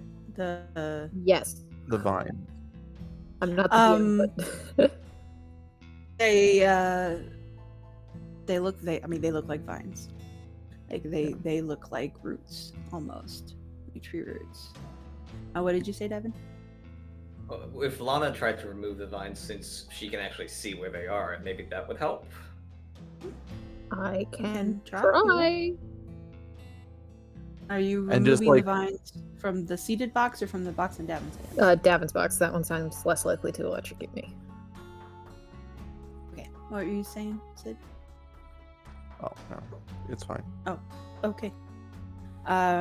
The box won't really open for you either. That makes you can sense. see the vines tightening, and you can attempt to remove them if you want. Sure. All right. That is a strength check. Yeah, that's gonna go well. Oh, Oh, that's not It bad. did Not go bad at well. all. It's not high enough to budge them. yeah. but is a good roll. And because I But chose they- I mean, they multiclass, feel I can't real. inspire myself. No, you can't inspire yourself. The vines do feel real when you grab onto them. You can kind of feel them move under your hands. They tighten Alright. as you try to remove them. So someone it doesn't who feel like they're curved. didn't skip arm day, can I sort of guide you to grab these? What if we try like plants that don't like extreme heat or extreme cold, right? Do you have anything that deals like that kind of damage? I do. It's heat metal, which we're not allowed to have. I've got Firebolt. Look, let's just try putting the boxes on top of each other real quick. One box on top of the other. Okay. Let's go. Okay. Oh. Davynn places the box. Are you like physically on top of the box that's on the table? Yes. Okay. Placing the boxes on top of one another causes the bottom box to crumble away. And Lana, from your view, the vines release on both boxes. The bottom box crumbles into dust, leaving only Davynn's original box. That box, though, opens of its own accord. So all you guys see, anyone who's not Lana, you see the box dissolve and the top box spring open. That wasn't so bad. Does that count? I think. The elders seem, they seem happy. Like, the crowd's super jazzed. You're getting a lot of foot tapping and a lot of wind noises. Let's look inside the box. What's in the box? What's in the box? The box has a statuette inside. Welcome back, Xylund. Oh, you got the box open? We just stacked had to them on touch top the of each boxes. other. That was it. Well, that was it? That was it. Huh, okay. Good job. Do you want to tell Yeah, Xylund what you can see, Lana? Oh, yeah. True sight. So you know how we thought this might be bad Lyranel Cutland? Yeah. It is. There's no sunlight here. Everything is purple and blue beyond the trees. All I to both was the here boxes for are that. covered in vines. I think I But- heard all that. Oh, good. Did when I you? was here. Okay, I wasn't sure. Yeah. Yeah. Wasn't sure. All right, so inside the box is a statuette. It's a black statuette. It's only, maybe 4 or 5 inches long.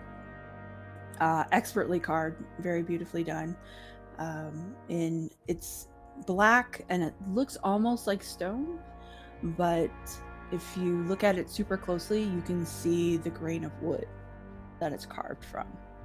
And it is in the form of what would be considered a very traditional fae picture. So wings and sort of slender and short.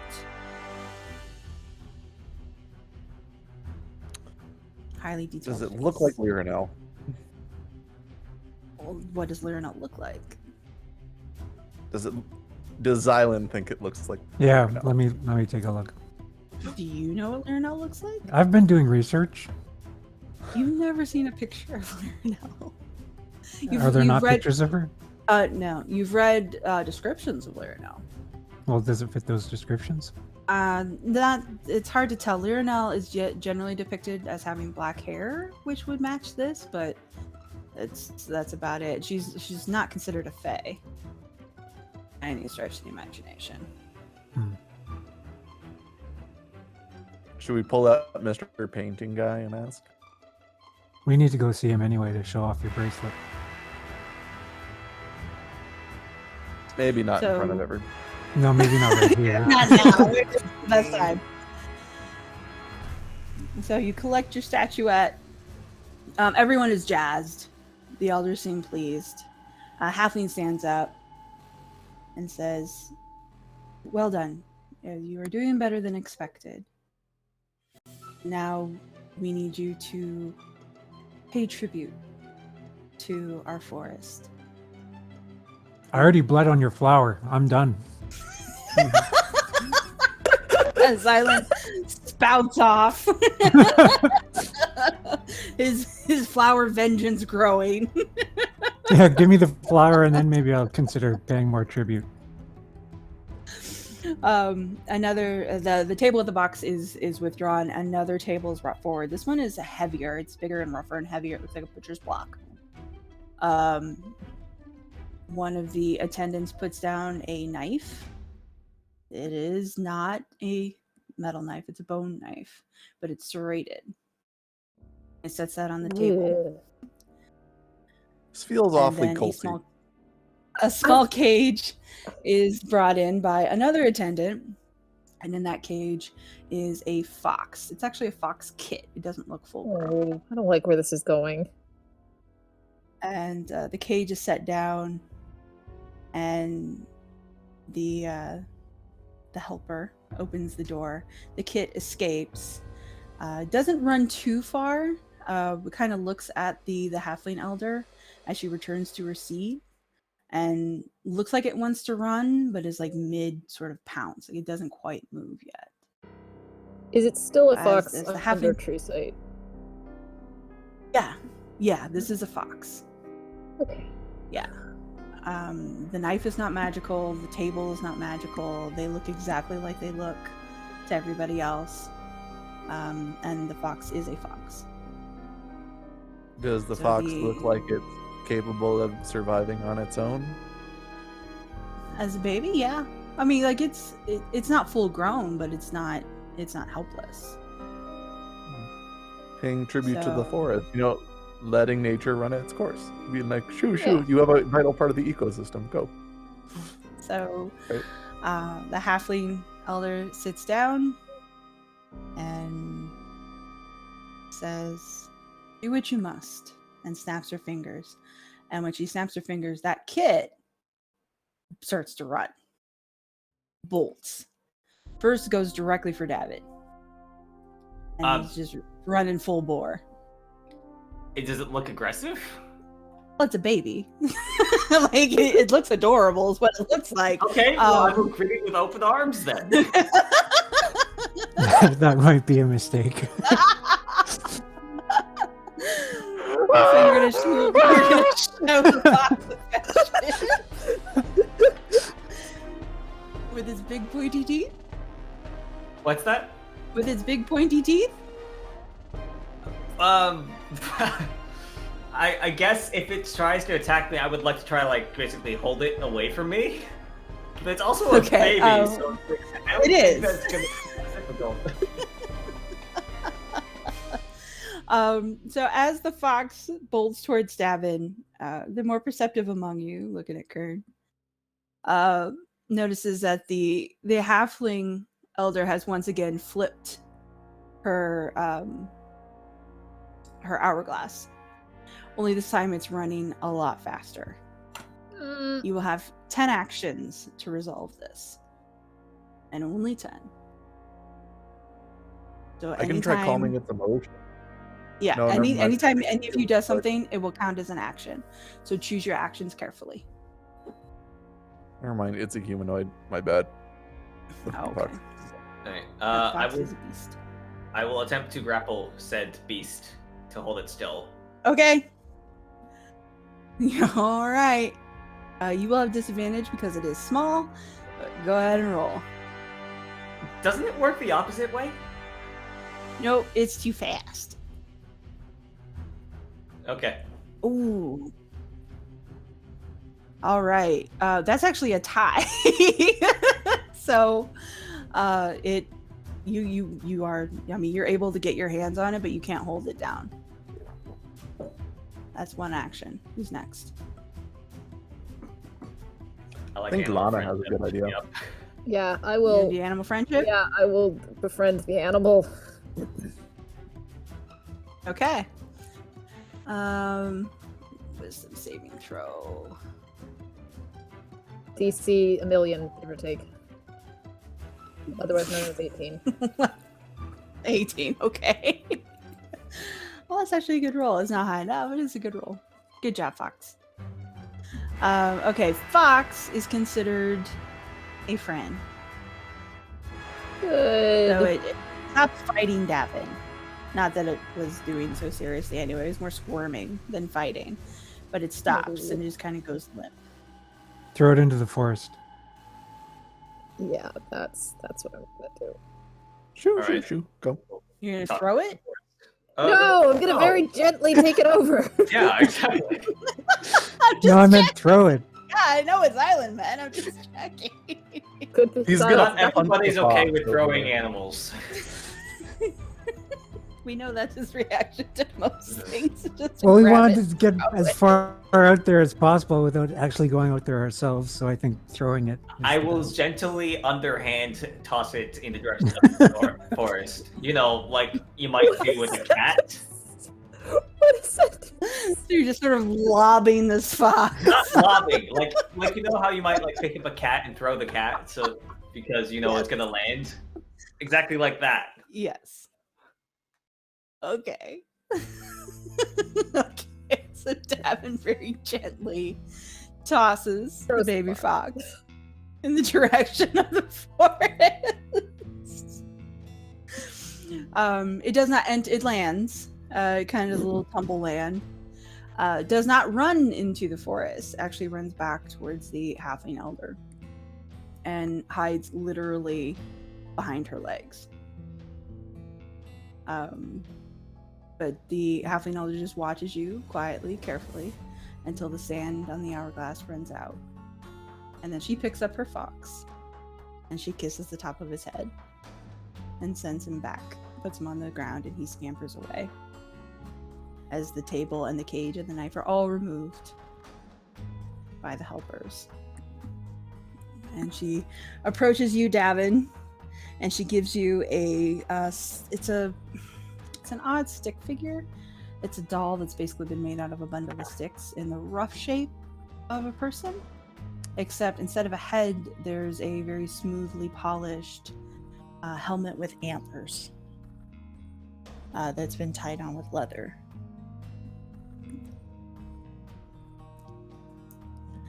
Is anybody else getting weird vibes from these objects? Like, Yeah. Oh, yeah. Yes. We're Yeah. definitely.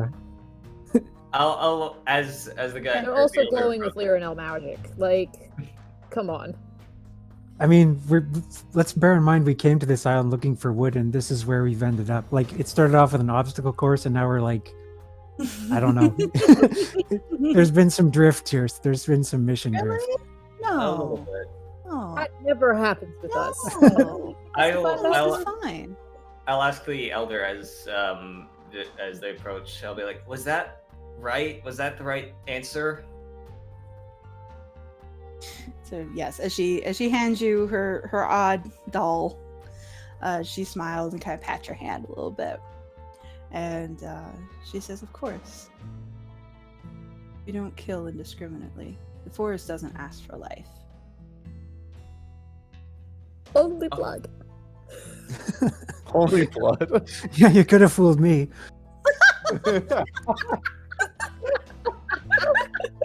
Yep, that's fair. All right. So the halfling returns to your seat. Orcish lady stands up. One more table is brought out. Oh, Oh, for God, fuck's another sake. table. Is We it just- How many actually a tables do you together. guys have? You have like 10 people that live here. Now, she asks that you each bring your tokens to the table for the Okay. final Davynn, try. I think I've only got the one.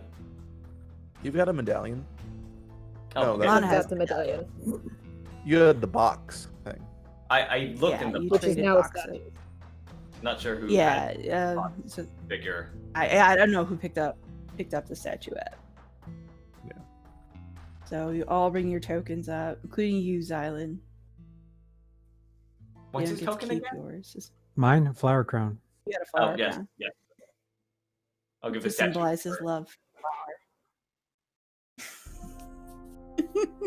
He's married to the flowers now. So on this table, we now have the odd doll with the antlers, a flower crown, a fairy statuette, a knotwork medallion, and the orcish elder says, "In your last trial, in order to prove you can survive and honor us in every way, choose which of these items does not belong to the village." One of these things is not like the other. Could we One get a thing just doesn't belong. You tell me which is not like the other. Kern's One lost his thing- mind. You guys are gonna Yeah. have to. You guys are gonna have to Is pull it back. Okay, I have a question. Is Kern trying to give us bardic inspiration right now? He's multi-classing before your very eyes. could we get a rundown of what all, like a brief description of what all these Yes. items are again? Yes. Davynn's strange doll is again a doll size, so it's maybe 5 inches tall, but it is a bundle of sticks roughly in the shape of a man, except instead of a head, it has a smooth bone carved helmet with antlers. That's the first item. Second item is the fairy statuette, the one that's made out of the black, almost lacquered wood that looks like stone. The third is your flower crown. which is made of the more common flowers that you saw in the Elder's Garden, oxeyes and things. And then the fourth is the medallion that Lana was given, which is it's an unimpressive metal. It's probably pewter, just sort of dull Great gray. metal. Well, that seems like the thing. Yeah. Yep, that would be my guess. Just to Because verify, they we don't have like seen metal. 0 metal while we're here, right? No, actually, the hook that your Yeah, you've seen things were on. You have seen minimal metal. Oh. The hook was metal, as Xylund points out. You've seen some of the cookware that they use. Odds and ends of it are metal, and you have seen at least one axe with a metal head. What's on the medallion? It looks like a bit of Celtic knotwork.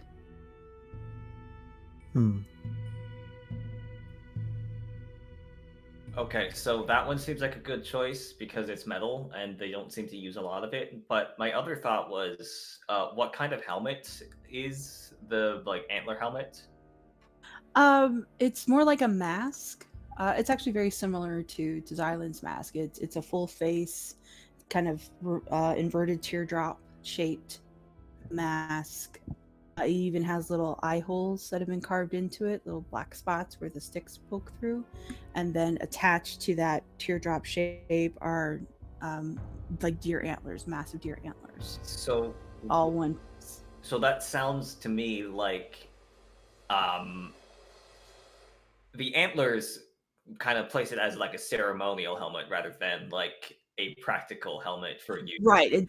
Yes, it's very fanciful. Yeah, it's definitely not battle gear or anything like that. It would look like something worn by an elder, something ceremonial, something. And what was the thing that they told us to do? Pick the one thing? One thing that is not of the village. The one thing that is not of them. Hang on, I'm gonna ping another divine sense, see if any of things are like living. I don't know. I think that's worth wasting. All about tables from here on out. It was sandwiches, now it's tables. Okay, I'm pinging a divine sense just to see if that picks up anything from these things. Oh yeah. Everywhere. Us. Within 30 feet of you. We are not of them. It's more pinpoints of Fae. Among the people? No. No, most of it is in the woods beyond, just at the very edge of your senses. There's those pinpoints of Fae energy. On the table, they all seem to have a little bit of it. The pewter reeks of Fae. The crown part, the bone part of the doll is Fae, and the entire statue is Fae. The only thing that doesn't seem to be touched by it is the flower crown. Oh, the flower crown isn't touched by Fae. That doesn't necessarily mean it's not of this place. I mean, probably. Did we see this kind of flower anywhere else while we were in the temple? Yes. Yeah, it was made of the Elder's wood stuff. Oh, right. Yeah, it's from the Elder's Garden. Here's my brain going, elderflower is a kind of flower. Okay. Yeah, I was doing the same thing, but no, I know what he meant. He meant from the Elder's Garden. Yeah, the flower crown is made of the same sort of oxeye and wild flowers that you guys saw growing on the edges of the garden. But if everything else is Fae based, well, parts of it are. Yeah. If it's the flower crown, I'm going to lose my mind because that's the one I want to just cross off and say, this is from here, we're good. Well, that's what I would think too. Table, though? Is it actually the table? But like a lot of the flowers they have in their garden have been transplanted from elsewhere, from what Lana they have. So these flowers could, even though they're in the garden, they could have come from somewhere else. Yeah. Possibly. But again, they're when you saw these in the Elder's Garden, they weren't in the pots. These particular flowers were clumped up along the hedges. They would be effectively weeds. Oh, they're like weeds? They're wildflowers, yeah. Think like English country garden kind of thing. Like they're not pedicured. flowers that are maintained. They just sort of grow where they grow. Oh, but they're definitely from here. Yeah. You would think. But the thing is we're not in like the real world. I think we're in a weird place because of what Lana said. I Lana think, does still have true sight, as a reminder. And she's Yeah. not saying anything weird about the objects, right? Well, Oh, Lana, okay. would you like to do a perception check? Yes. can I give her guidance? I would love some guidance. You can. It's a D4, right? Mm-hmm. Yeah. Oh, Hey.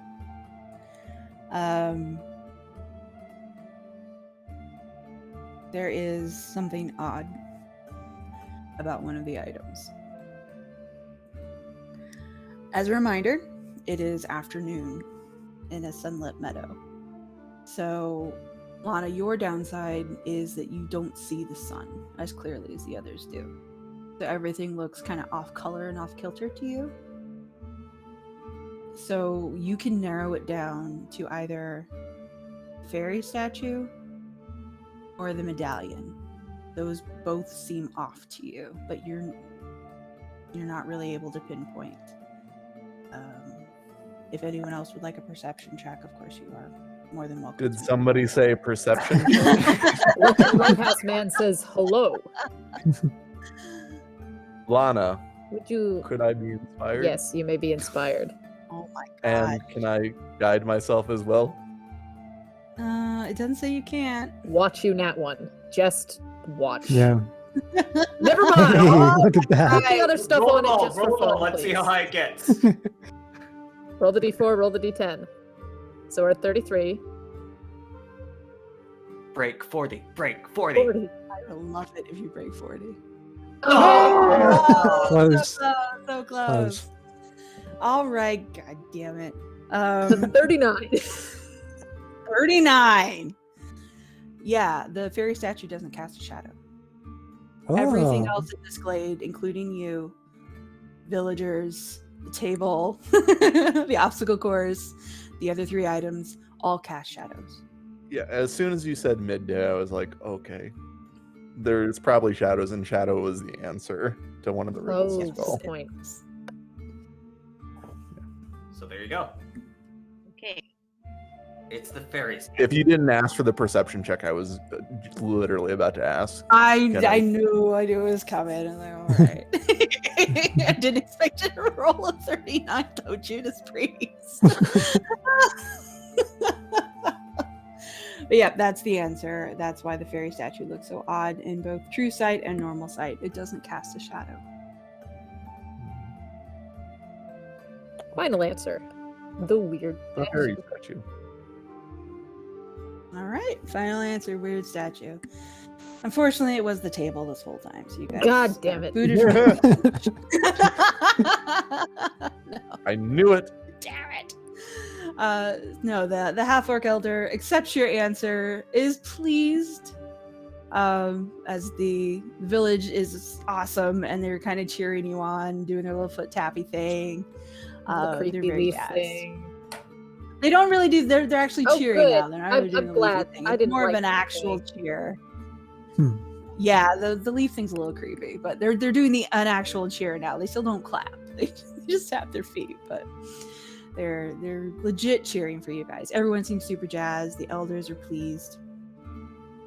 And the half-orc elder asks that you turn around and you greet the village and present them with your name.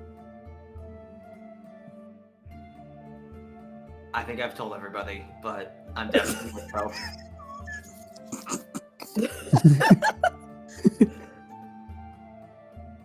I'm Kern. I'm Greenleaf Woodfoot of the forest. What the God fuck, Xylund? Damn Come it, on. Xylund, why? That's my new name. That's my name here. We're Did you reborn just here or decide something. Are that we? now? We went through the ritual. We're now members of the cult. That's my cult name. I'm Greenleaf Woodfoot of the forest.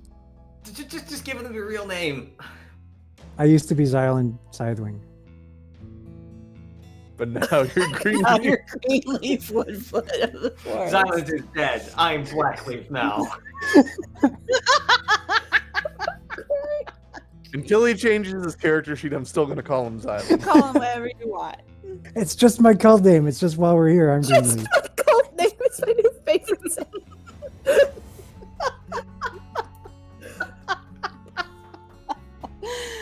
All right, Lana, do you use your name or do you present a nom de guerre?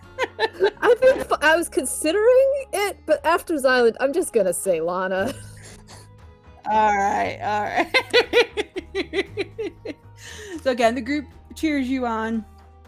The half-orc speaks again and welcomes you officially by name, and she does. She goes down the row. You know, Davynn, Kern, Greenleaf, Lana. She introduces herself as Naza. I'll put these names in the chat. So this is the orcish leader, Naza. The elven elder is Anfelin. Selfie. And our halfling's name is Belle. We haven't come across the name Anfelin before, have we? You shouldn't. I haven't Okay. used it before. The cult. Making sure. So yes, Naza officially welcomes you to the village, officially names you as friends and protectors of the forest, and now feels that she can bring you into everything that's been going on. And so she does right then and there. Kind of the rest of the people sort of filter out a little bit. You know, they get that this is sort of, you know, elder business, and they're not asked to leave, they just naturally do so. As the clearing is cleared out by the attendants, you know, they take away the rest of the obstacle course and, you know, clean up after you and everything. The objects are removed. Your ribbons are collected, Davynn. That's You don't get to fine. keep them, unfortunately. That's fine. They can have them back. Does he get a participation ribbon at least? Yeah, your ribbons are taken away by a younger girl, and the elders speak to you. Again, not doing most of the talking. Their concern is that wood has slowed somewhat, and they believe it to be some sort of blight from the forest. But they are pledged to never harm the forest. They only take what is offered, and she does explain a little bit about the young people that they call them their cutters, who actually live in there, which you guys learned when you were chatting with the townsfolk, the village folk. That just so everyone's on the same page. She does explain a little bit that these sacred cutters take the wood that the forest provides, and they're the ones who interact with the outside world. And they have been a little more sporadic. Every time the elders have gone to check on them, they've been there, and they seem in good spirits, and they seem in good health. But the elders have noticed that the wood shipments have slowed down considerably. And of course, she, you know, gestures to Anfelin. Their own plants, the village's plants, have also begun to take sick, and there seems to be little to no hope for them. It is not their way to destroy plants or to burn plants, but Anfelin fears that if the blight continues, he might have to do that, which is in direct violation of their pact, of their agreement with the forests. So they're all a little on edge. They are completely lost as to what's going on. This hasn't happened before. They've made pleas to the forest and haven't gotten any answers back. The cutters don't report anything out of the ordinary. So they are very much at a loss and feel very constrained in their relationship with the forest. They don't want it harmed. They don't want to violate their agreement, but they feel something is wrong and they don't know how to deal with it.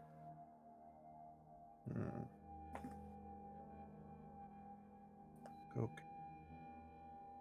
So now that you've been accepted by the forest, if you would go into there and see if you could find the root cause, Yeah. no pun intended, they would be incredibly grateful and would do help that. you with whatever you needed. I've got a couple questions. First of all, your no metal rule, is that a rule that the forest imposes? It is something we prefer, and the forest does not object. But like we might need, cutting tools to sort out this problem. But that's understandable. You'll be allowed to have your weapons. The forest is safe in normal times. We wouldn't want you harmed. Things are not exactly normal. So, as the forest has accepted you, you will be allowed to carry metal inside the forest, as the cutters do. Haha. Putting my AC back up.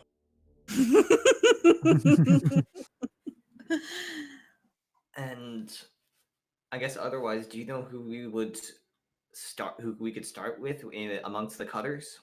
Somebody who might know what's going on? Yes, when you are prepared, we can take you to the cutters' camp, and you can start with them. I don't think they'll have much information for you, but it is a safe haven in the forest. A good place to begin from. The Personally, forest I can could use a be- nap before we go. No, yeah, they're not pushing you out at all. They imagine the trials were taxing, and of course, time to prepare is necessary. That's not a problem. They'll take you when you're ready. But they do warn that the forest, while not dangerous, has its own rules. And so you should prepare well. Okay. All right. I'm not sure if you know the answer to this, but do you know what powers the forest? And they kind of look amongst themselves. We don't believe that's something we can know. We believe the spirit of the forest protects us and keeps us safe. What precisely is behind that protection, we don't question. Okay. If this is rude, you don't need to answer this, but have you heard the name Lirinel before? And both the elvish and orcish elders look at Belle, the halfling, who has been petting the fox kit throughout most of this discussion. She nods slowly. I have. What's your impression thereof, I guess? I believe she is an amalgam of several pre-chaos mythological figures and has been bastardized in the confines of the Great Pantheon. Hey, so what do you think about her maybe being a dual aspect of Nenemeth, like them being the same basic? Maybe there's this whole pre-chaos pantheon that sort of got jumbled into these two distinct entities that are at war when they shouldn't be. There's actually, she kind of leans forward a little bit and looks at you intently. There's actually the school of thought that revolves around that. It's considered heresy in most areas. I'm surprised to hear someone from the outside talk about it, but there's an entire college of such thought, or there was, outside of Swindmill. I don't know if it still operates. I haven't been Swindmill. in the wild in quite some time.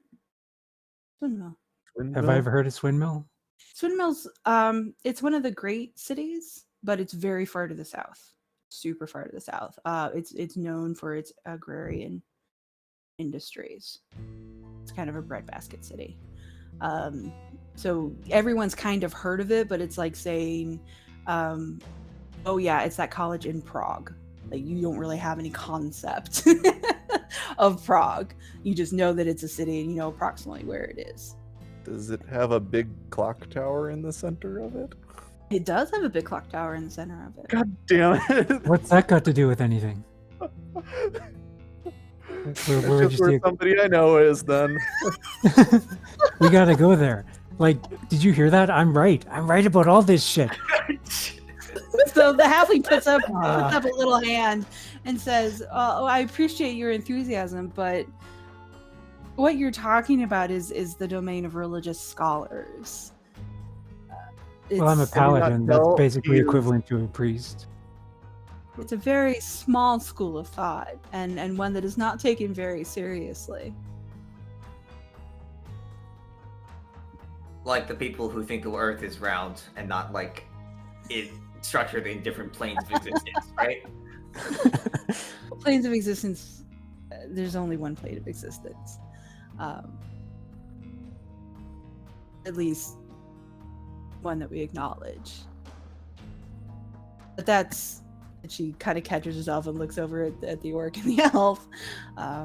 That's soldier talk. And not why you're here.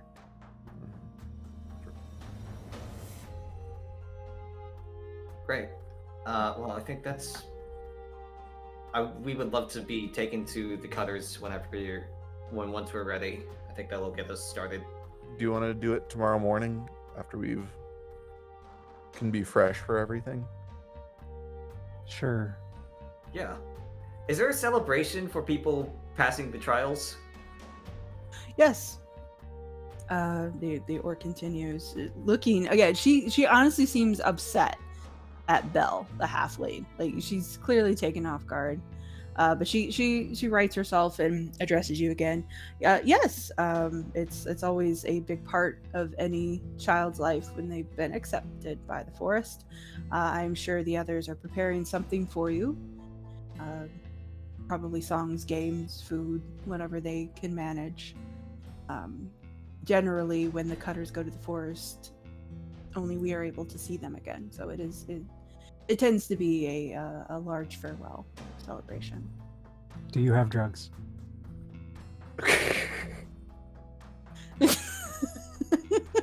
And again, Bells is laughing behind her hand. You can actually hear it now. And she kind of casts a sideways glance over to the elf, and the elf just nods once very curtly.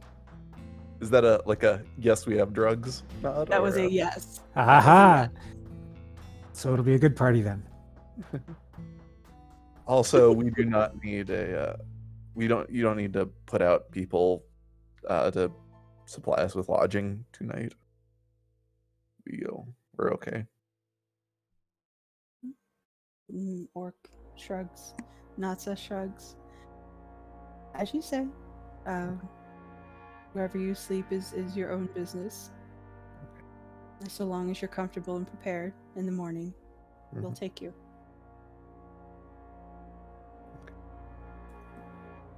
And for now, no more questions and no talk, as she says as she stands up, of outside matters in front of the others. She Okay. gives a long, hard stare at Belle before she leaves. And she leaves first, and of course, appearing at her side is her helper to help her along. The elf wanders back behind her and kind of disinterested in you now. And Belle scampers off. Bird. So you guys have passed the trial. You can smell that somebody's cooking something. And it definitely doesn't smell like vegetables. Ooh. Drugs. Meat. It might be drugs. It might be roasting drugs. It's hard to say. Davynn's gonna make a note to himself to keep an eye out for books on comparative religious theories to give for the next time we go to civilization.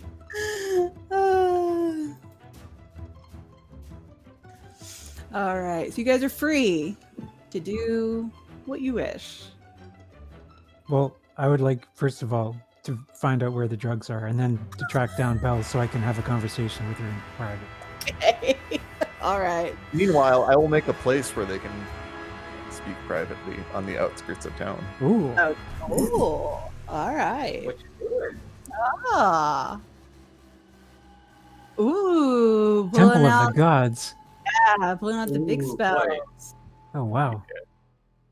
What kind of temple you gonna make? It's gonna look a little bit like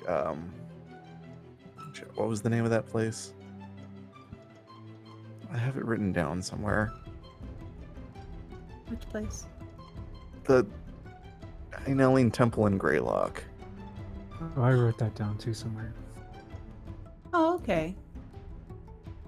It's gonna look a little bit like that, but like the inside of it is like, instead of like nice high ceilings, it looks like basically an inside of a ship. Oh, that'll be nice. Yeah. Okay. That's cool. So you've made your like little longhouse / ship hole. Yeah. But it's Very like nice. all like the comforting parts of it, like the slow rocking, but it doesn't like make you queasy. And like the Yeah. dim lights. Smells like salt. Yeah. Yeah. Everything that's good about like being at sea, but like none of the like seasickness or the, you know, smell of like other people's body odors and crap. Green leaf Whitfeld of the forest.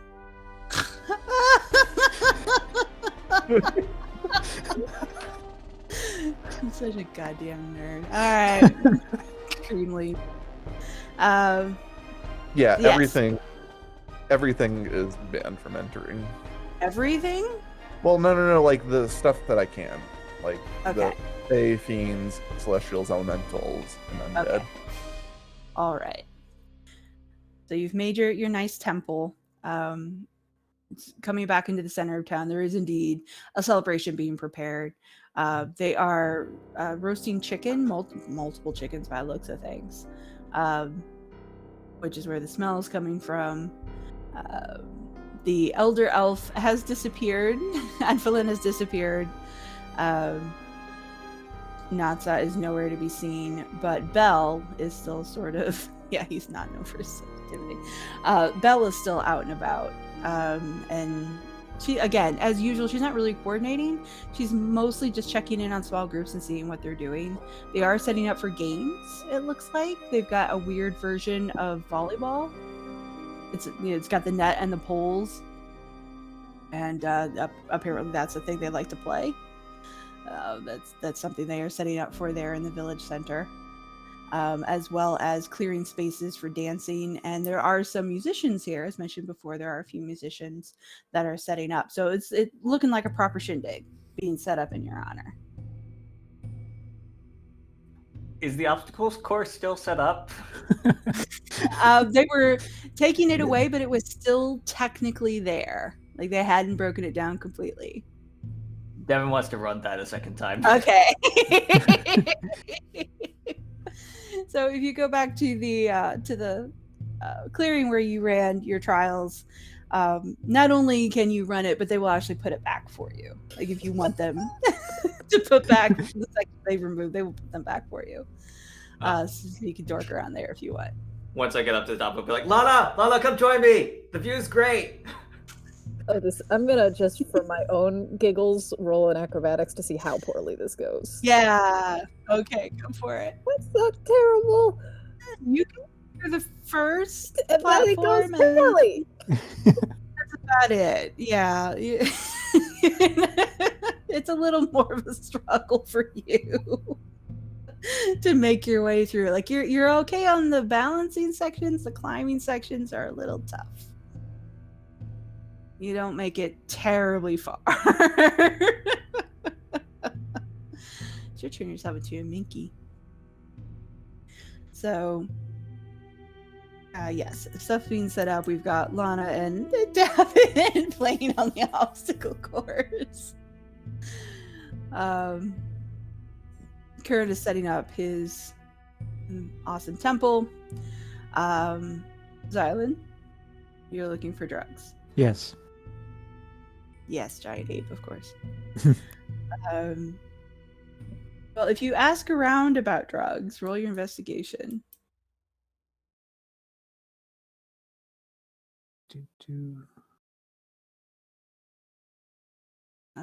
Of course, your investigation is always best when you're looking for drugs. Yes.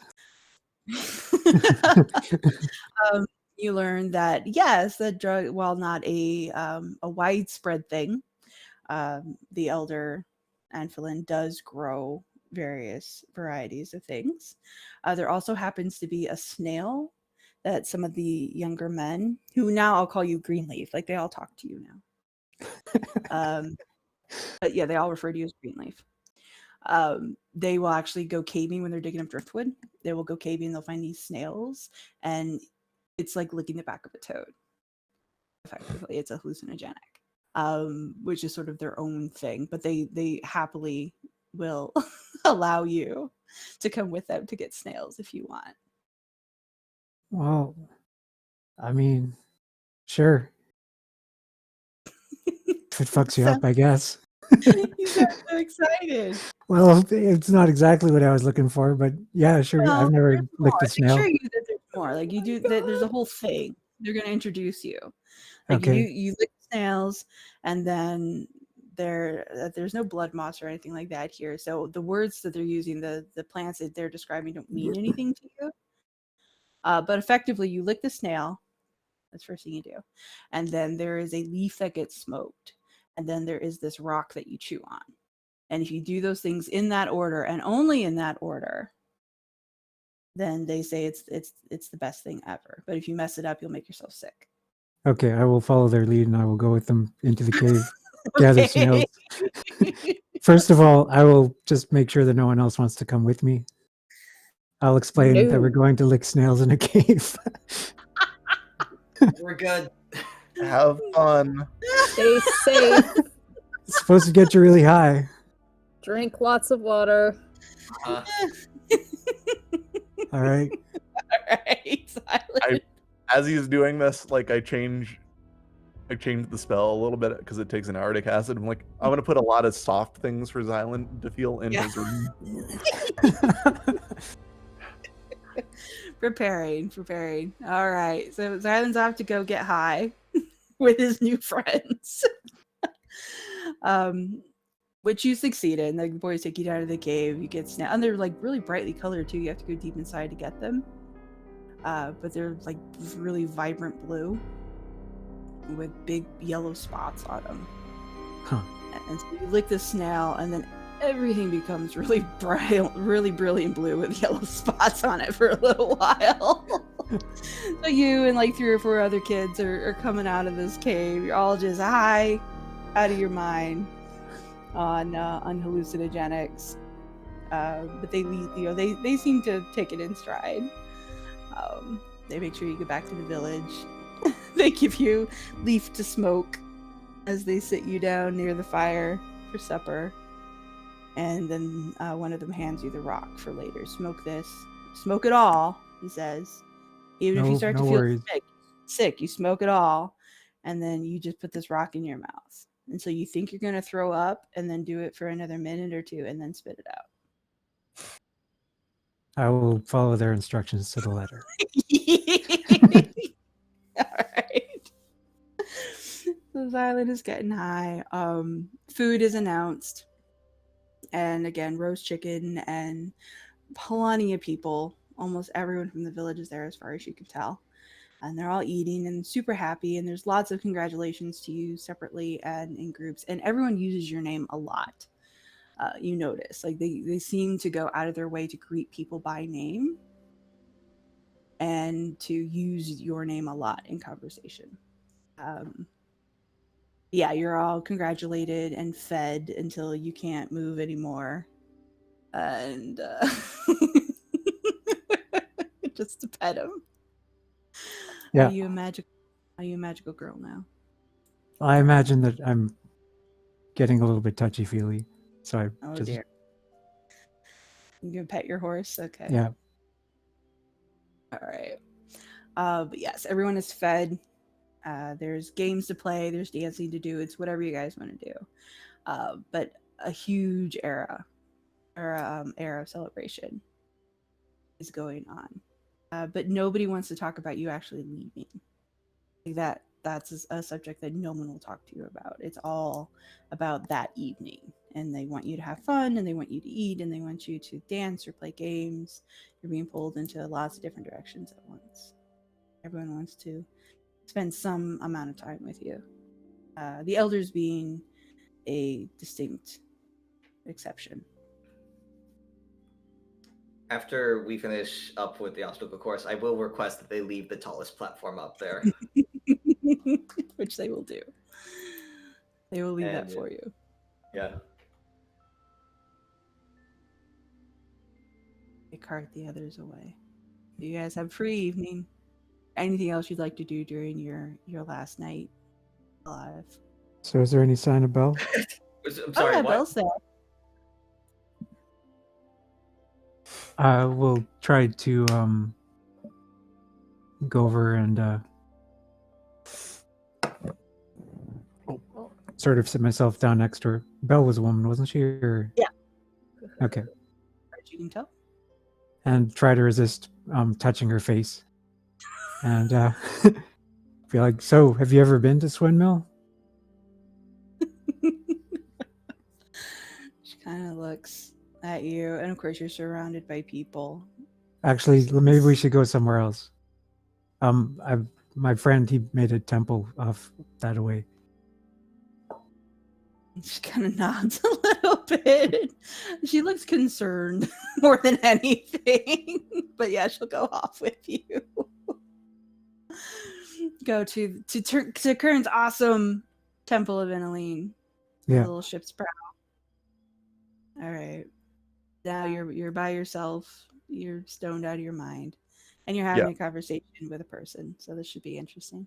Yeah, all the walls in Xylund's things are just like shag carpet. So when we get in there, I sort of forget she's there for a little bit, and I just start rubbing up against the walls and touching everything. All right. And then I remember that I'm not alone. And I'm like, right, business. So yeah, you seem more worldly than the others. Have you been? Are you like a secret soldier? Is that the deal?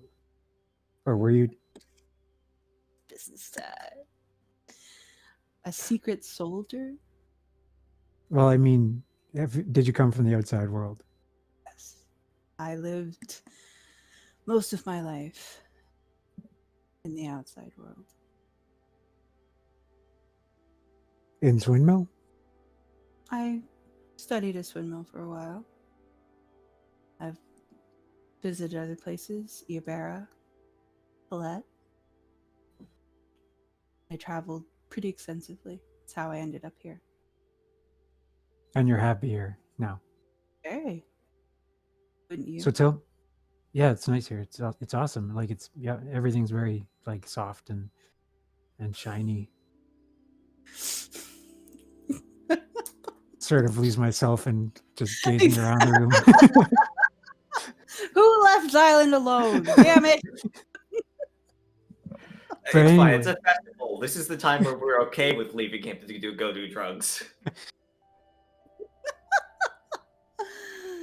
So tell me again about what you were saying about Lyrna, how she's a composite of a bunch of what'd you say, Pre-chaos deities is interpreted within the confines of the Great Pantheon. So pre-chaos. So, okay, there was order and then there was chaos and then there was order again? How does that work? It was chaos. Pardon? It was only chaos. And that's where you think all these deities came from. I do. Well, I'm not sure I adhere to that particular interpretation. There is a school of thought that says that's true. It depends on what readings you study. I traveled a lot. I talked to a lot of different scholars and historians. My particular field was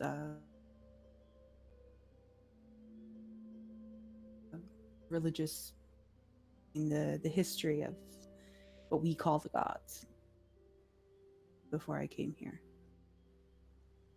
So, okay, so the three goddesses, Lyranel, Nenemeth, and Kalishin, they're all supposed to be like, I forget the name, for it is. But they all got something in common. Right? They're considered the Right. three So they would creation all deities, yes. be Common pre-chaos, thread. correct? It depends on who you listen to. Many believe, most believe, anyway, that it was Nemeth and Liranel that brought order initially, turned the chaos into what we now understand to be reality. And from that transition came Kalishin as a manifestation of the new world. Okay. All right. So if you think that Liranel is a sort of composite of a bunch of deities, pre-chaos, then Nanometh could be too, right? Possibly. It's a theory. Yes. So in this, as part of this theory, are they still distinct deities, or like have they become smushed into a singular identity of like Liranel and Nanometh? If you know what I mean. There are different schools of thought, and she kind of raises her hands a little bit. What you're talking about is the realm of advanced academics. The theories that you're talking about haven't been concluded because there is no way to conclusively prove them. They're discussed and shared and the topic of lifelong research. And a scholar.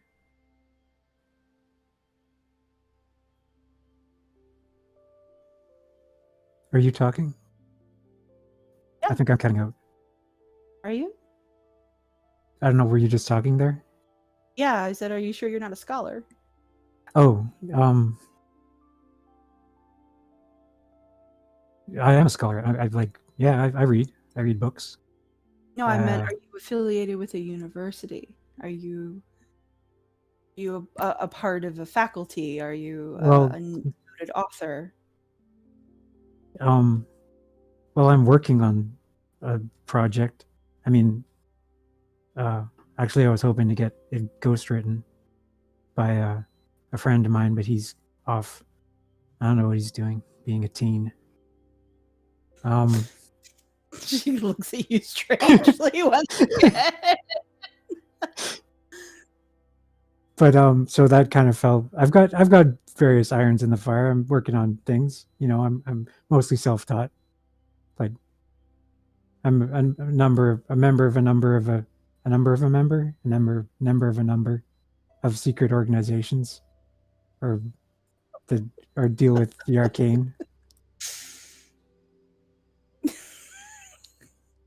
I don't know why they leave you alone.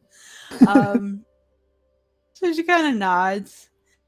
I wish I had more concrete information for you, but it's all theoretical. I would recommend that you visit Swindmill, or Colette is another wonderful university, and speak with the faculty there. If you can get into, well, I don't think the dream may just talk to anyone anymore, but if you could get in there, The they who? might have some insight. The Centenaran. The what? Centenaran. Who are they? Old elvish dream mages on the southern continent. They're at Swindmill too. No, they're in Ilaria. So many places. Okay, what are these? Could you spell Centenaran for me?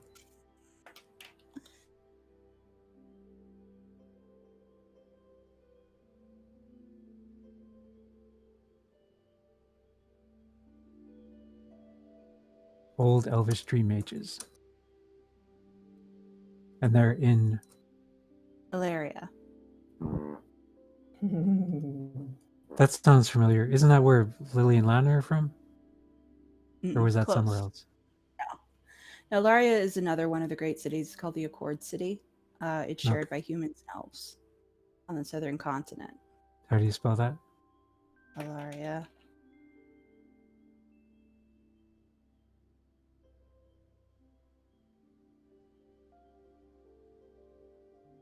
Okay, I had another question. So you were saying, like, I don't know if you were being sarcastic or whatever when Davynn brought up the whole like when he was mentioning other planes of existence and stuff.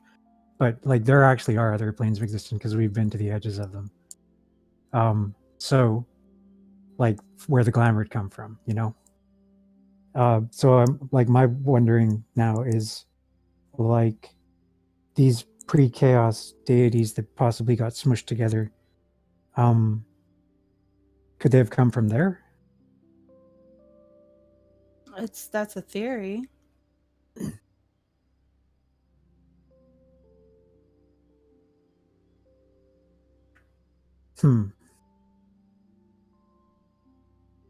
Again, what you're talking about is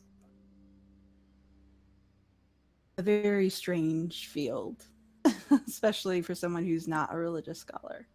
So so let's say that maybe Liranel and Nenemeth aren't actually distinct identities. They're just the manifestation in this world of groups of people on the other side manifesting their will in this world. Is that also a theory, or am I just pulling that out of my ass? A little bit of both, I think. I think your drug regimen might be overriding your sense. We found a thing. We gave it to a squid wizard that lets us detect weak places between our plane and the other plane. What's the name of the other plane anyway, where the glamour would come from? It doesn't exist. No, but it does because we've been there, kind of. Where are your friends? Exactly. I don't know. They're probably out doing drugs. Perhaps you should all be together tonight.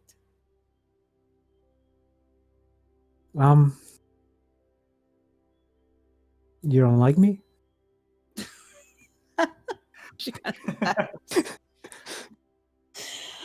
you're very interesting, to say the least. I just think perhaps you need a friendly eye on you tonight. You have nice eyes. They seem friendly. Look at this room that Kern made for us. I mean, I think he wanted us to be together tonight. If you get what I'm saying. She's Down. Wow. Oh, God.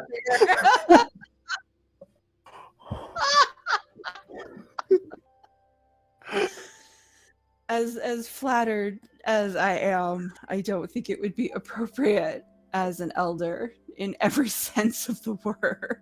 I could be going off to my death tomorrow. Isn't there a thing about, like, I don't know. No, there is no thing. No. All right, I guess I'll just roll around in the pillows by myself then. It's Stop okay. yourself. Don't worry about me. I bid you a good night. And she leaves, shuts the door. You can still hear her laughing because it just echoes through the hall. She wanders her way out. Violet is left alone in his pillows. I will sensuously romp around in my pillows for a bit. Ugh. So, No, thank you. No, thank you. Blame Kern. He made my room too soft and nice.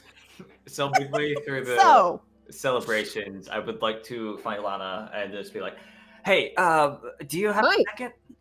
Yeah. All right. Can you trust me on this one? I just want you to climb into your painting and come out in like 5 minutes. Okay. Sure, I can do that. Let's find a place to pull that out that maybe isn't. Yeah, sure. And yeah, so once Lana is in the painting, Davynn is going to take that and then climb up to the top of the tallest platform.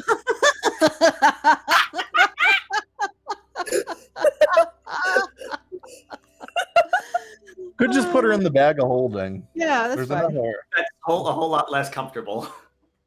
All right, so Lana is in the painting in her Twilight world. Now the problem with that is your senses of time are different. Oh yes. Also, I think I So- had Good. something to show my buddy anyway. So Davynn is climbing to the top of his tower with the painting. Lana, you are free to do as you wish. What would you like to do?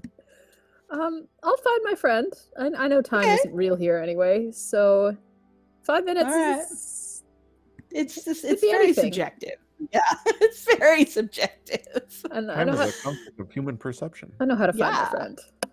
Yeah. I'm Oh also still wow, that's slightly a worried good about one. him because he was sort of dying last time we were here, possibly He because was. He wasn't looking annihilation good. thing. Yeah. Yeah. Last time you saw him, he wasn't looking too good. He seems to be in better spirits. He greets you. He's still moving a little slow, but he doesn't have that gray pallor to him that he did before. But he still moves a little stiff.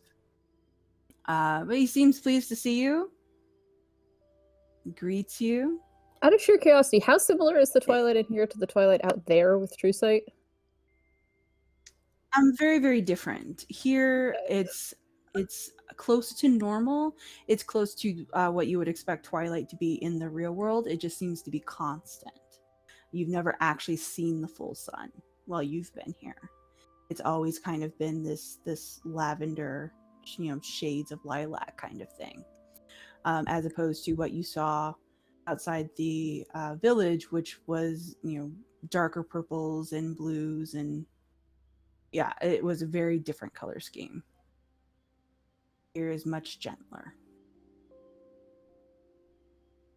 That's good. Yes, he Might have- seems pleased to see you anyway. Invites you to sit and eat and tell him of the Mhm. world. I'll gladly fill him in on our adventures since last we spoke. Going into some Many detail adventures. about the nature of the fun new Lyranel encampment we've found. And of course, show off the He seems bracelet. that concerned. so kind as to make. Oh, he's okay. Bracelet is beautiful. Your Rodan did a good job. I knew he could be trusted. This is lovely work, and it will serve you admirably. I'm concerned about this new discovery of yours, however. Tell As me are we. again about items that you were given? Sure. And what I will go, sparing me having to scroll back up to find the specific details of each item. I will talk particularly focus on the statue that did not originate there. The statue, he's not quite as worried about. The wood sounds familiar. It's mostly the little man with the antlers that has Tarko concerned. Yeah, the creepy asshole thing. Yeah. Yeah, the terrifying little stick figure. Mm-hmm. Tarkle is he frowns deeply. That is a worrying portent, and you should guard yourself carefully.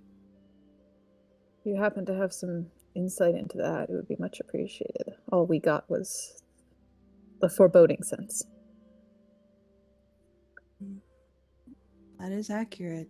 These creatures are old and powerful. They are spirits of the forest, and normally just protective. But they can be dangerous if you wander too close to them. Thankfully, they announce their presence, so as long as you mind where you step, you will be fine. Just be careful. Right. So when I mention our plan that morning is to go off into the forest, that is not particularly alarming. No. Just be mindful. They leave, I don't know what you would call them. Images. No, not images. He's desperately struggling for this word. Totem.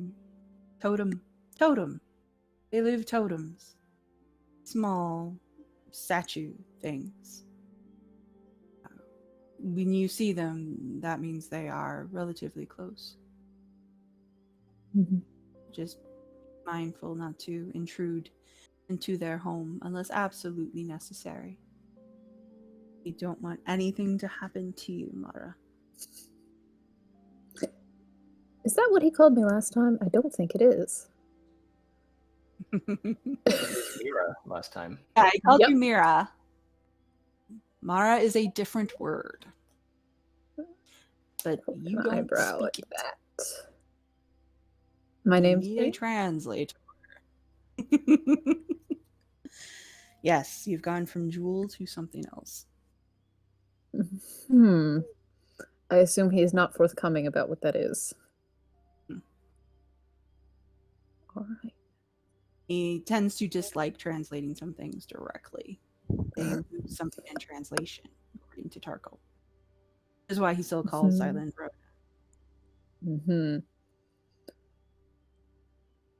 Well, on change of pace, I do actually have a time commitment out there.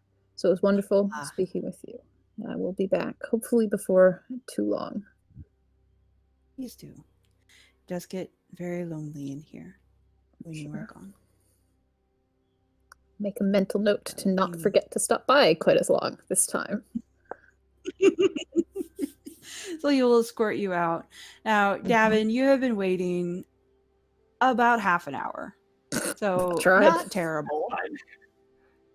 Davynn, so as Lana exits, she first of all finds herself up on the top of the platform.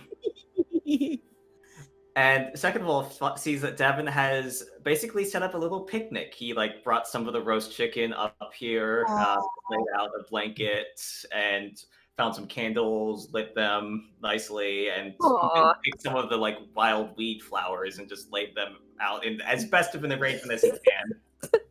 How did you get all of this up here? Oh, I actually prepared before I asked you. And also I'm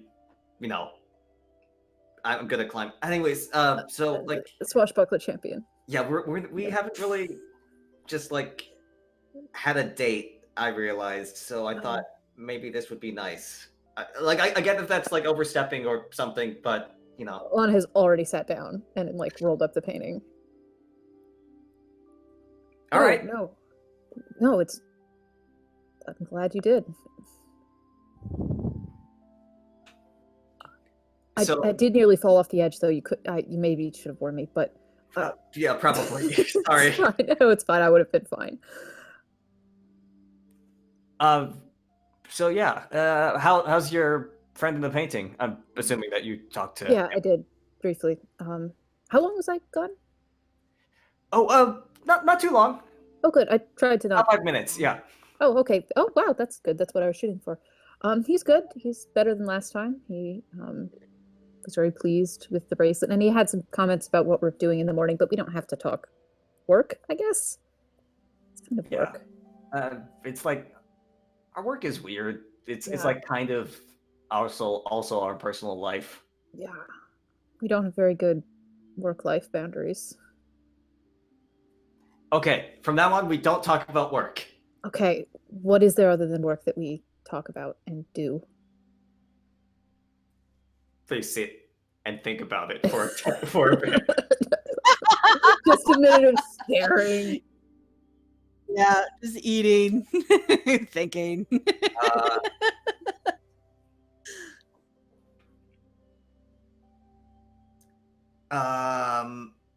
We don't really do much other than the job. Yeah, we don't. No. I've been thinking about what I'm gonna do with the Mirror Manor when I get back. That's not work, right? No, that's at best tangentially related to work. Yeah, what's the plan? Well, I was thinking about like fixing it up a bit. Like it's kind of furnished right now, but I kind of was hoping to get some art, for like nice art of the people that I know, like my family back in Whitfeld. Maybe it would be nice to move them on there. I mean, it's nicer, but also I guess it's farther away from everything else. A little lonely. Yeah. But like we could get art of all of us, which is work again, but also you're all my friends and stuff. Yeah, that's not work. That's like sort of a family portrait, sort of, but not quite. I like that idea. I guess I'm also kind of wondering, like, what are you planning on doing after we're done with the whole saving the world stuff? I haven't had a plan longer than 3 weeks in advance in my entire life, Davynn. That's fair. I honestly have no idea at all. I also don't really feel like every time we like get something big done, something else kind of presents itself, you know? And that's not oh, we're talking work again. Yep. Okay. That's work. We're really bad All right. at this. You know, here, Davin like takes out some alcohol he brought up, and he's like, every time we talk about work, we take a shot. Okay. Anna will take a shot because she started talking about work. Oh dear. And we're only 40 feet off the ground. Yep. Somebody's gonna break a hip. I'm assuming that this platform is somewhat big. Yes. Yeah, the final platform is Yeah, but fairly they're gonna large. get Yes. drunk. Okay. Oh, something I've been working on that's not work. So the way I learn magic is probably Lana is hasn't drunk in her life and is therefore slightly more affected by one shot than she should be. I've been watching you when you practice, both because I like to, and because that's how I learn to sort of cast new stuff, is I read about it and I see other people, and because I looked at the stupid box earlier, I can't show you now, but remind me, because I've learned to do something kind of cool and I want to try it with you. Okay, sure, yeah. I mean, that sounded incoherent, but it's a cool spell, and it's just like all the other times that you've talked about this, it's always been kind of concerning, but like it's no, this one's not bad. I think it's like pretty tame by my latest standards. What does that mean? Because like I know you're not always tame. No, I don't know. It's just been. So sometimes I'm reading and something, clicks and then I can cast it. And the stuff that's been clicking lately is kind of a lot. Like I haven't even used it. I haven't cast it, but I know that I can. I don't really know how to deal with. Okay, so does that count? I'm gonna take a shot. Yeah, I think that counts. It's sort of work, but it's not stuff I've been using, so I don't know. I'm gonna take another one too. I think we'll just drink up there for a drink and chat. Yeah. All right. Yeah. Nice little picnic. The chicken's probably colder than it should have been. That's fine. I'm just gonna roll one more of these real quick. Okay. We're fine. Yeah, everybody's fine. You have your little date with chicken and shots. 40 feet up in the air. A lot of shots. I imagine it's just becomes sort of incoherent, like you're cute kind of stuff after long. Yeah, exactly. Yeah. Yeah. You know, I really like your horns. Yeah. I didn't think I'd be into them, but like now that I've gotten to know you, it's like, yeah, I cannot see without. Oh my lord. You know when I thought you were gonna eat me? Yeah. That was funny, and I tried to convince you that we actually would. And I guess that kind of happened. Oh. And scene. Yeah. Yeah, and scene. Kern, okay, Kern, save me. I mean, I'm not doing much. I'm just sitting around. Like, What? You're just sitting around? I guess I'm just hanging out with Lily. Okay. I don't know. Like, I don't Lily's really on the have. boat. Oh, she is? I thought she was with us. Send a sending to her to get her to I come. don't remember. Never mind. Then I guess I'm just hanging out with everybody. Aww. I don't know. I don't really have too much to do. The Okay. stuff that Xylund was doing was pretty interesting, but Belle's already gone. So. Well, Belle just came back to the party. Like, Belle just, she just wasn't going to be hit on anymore by Xylund. Hang on a sec. You could go check up on Xylund. That seems like a reasonable thing.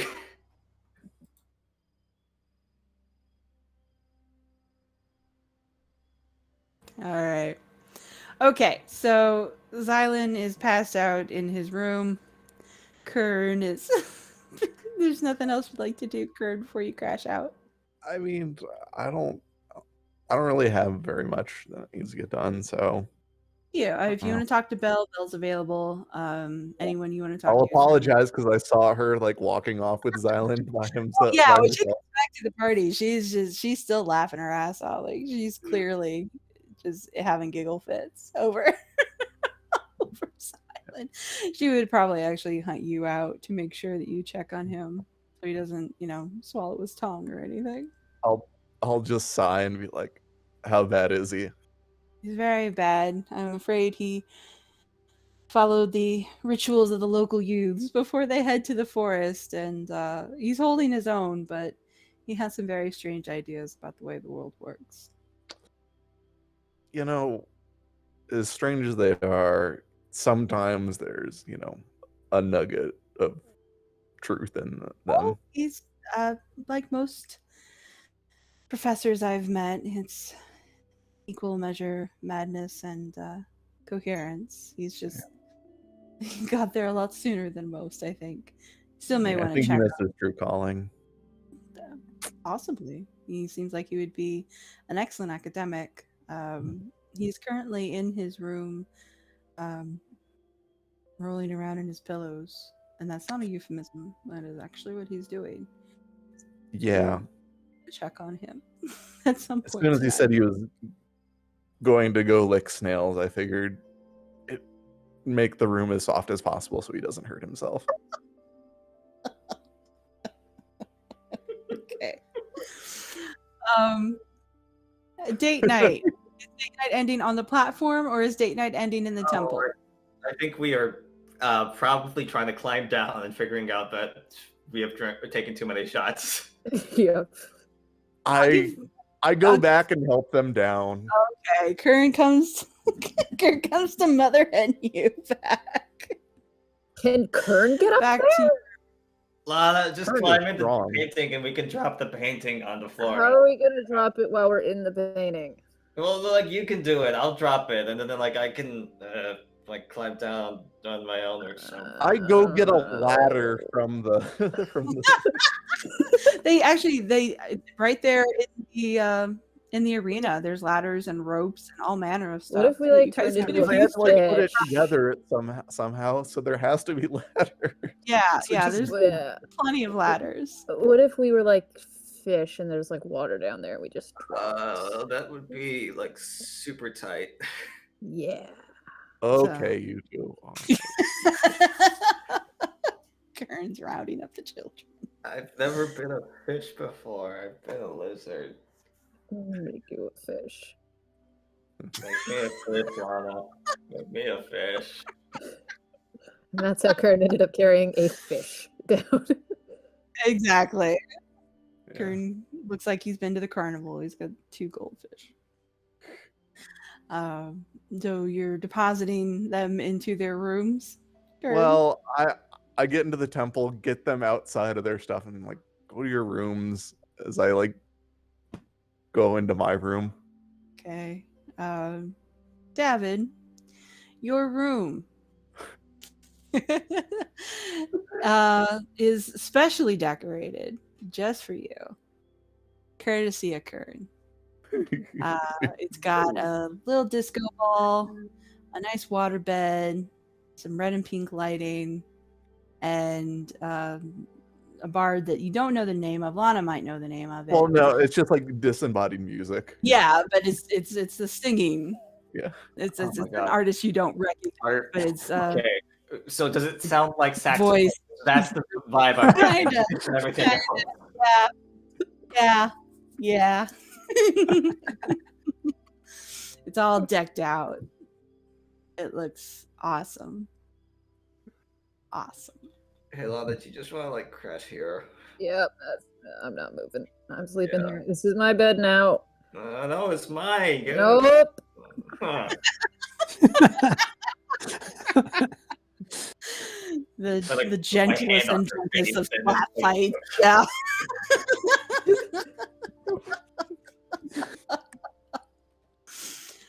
And checking on Xylund shows him in his sensual seductive pose, passed out, Snoring. snoring like a bear. And this is the crew Kern has to go into the deadly forest with. Have you ever felt safer, Kern? I mean, I can count on the number of times on my hand that I haven't felt safer.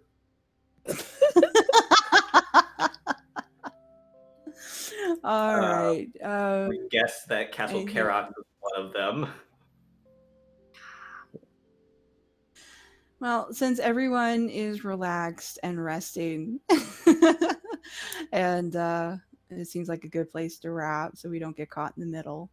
But yeah, so we'll wrap a little early this time. We'll start next episode with you guys going to the Cutter's Camp and then deeper into the woods to see what you can find after everyone has slept off their respective hangovers.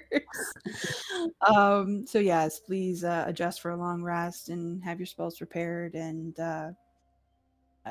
go ahead and re-equip your equipment because you will be allowed to take that with you.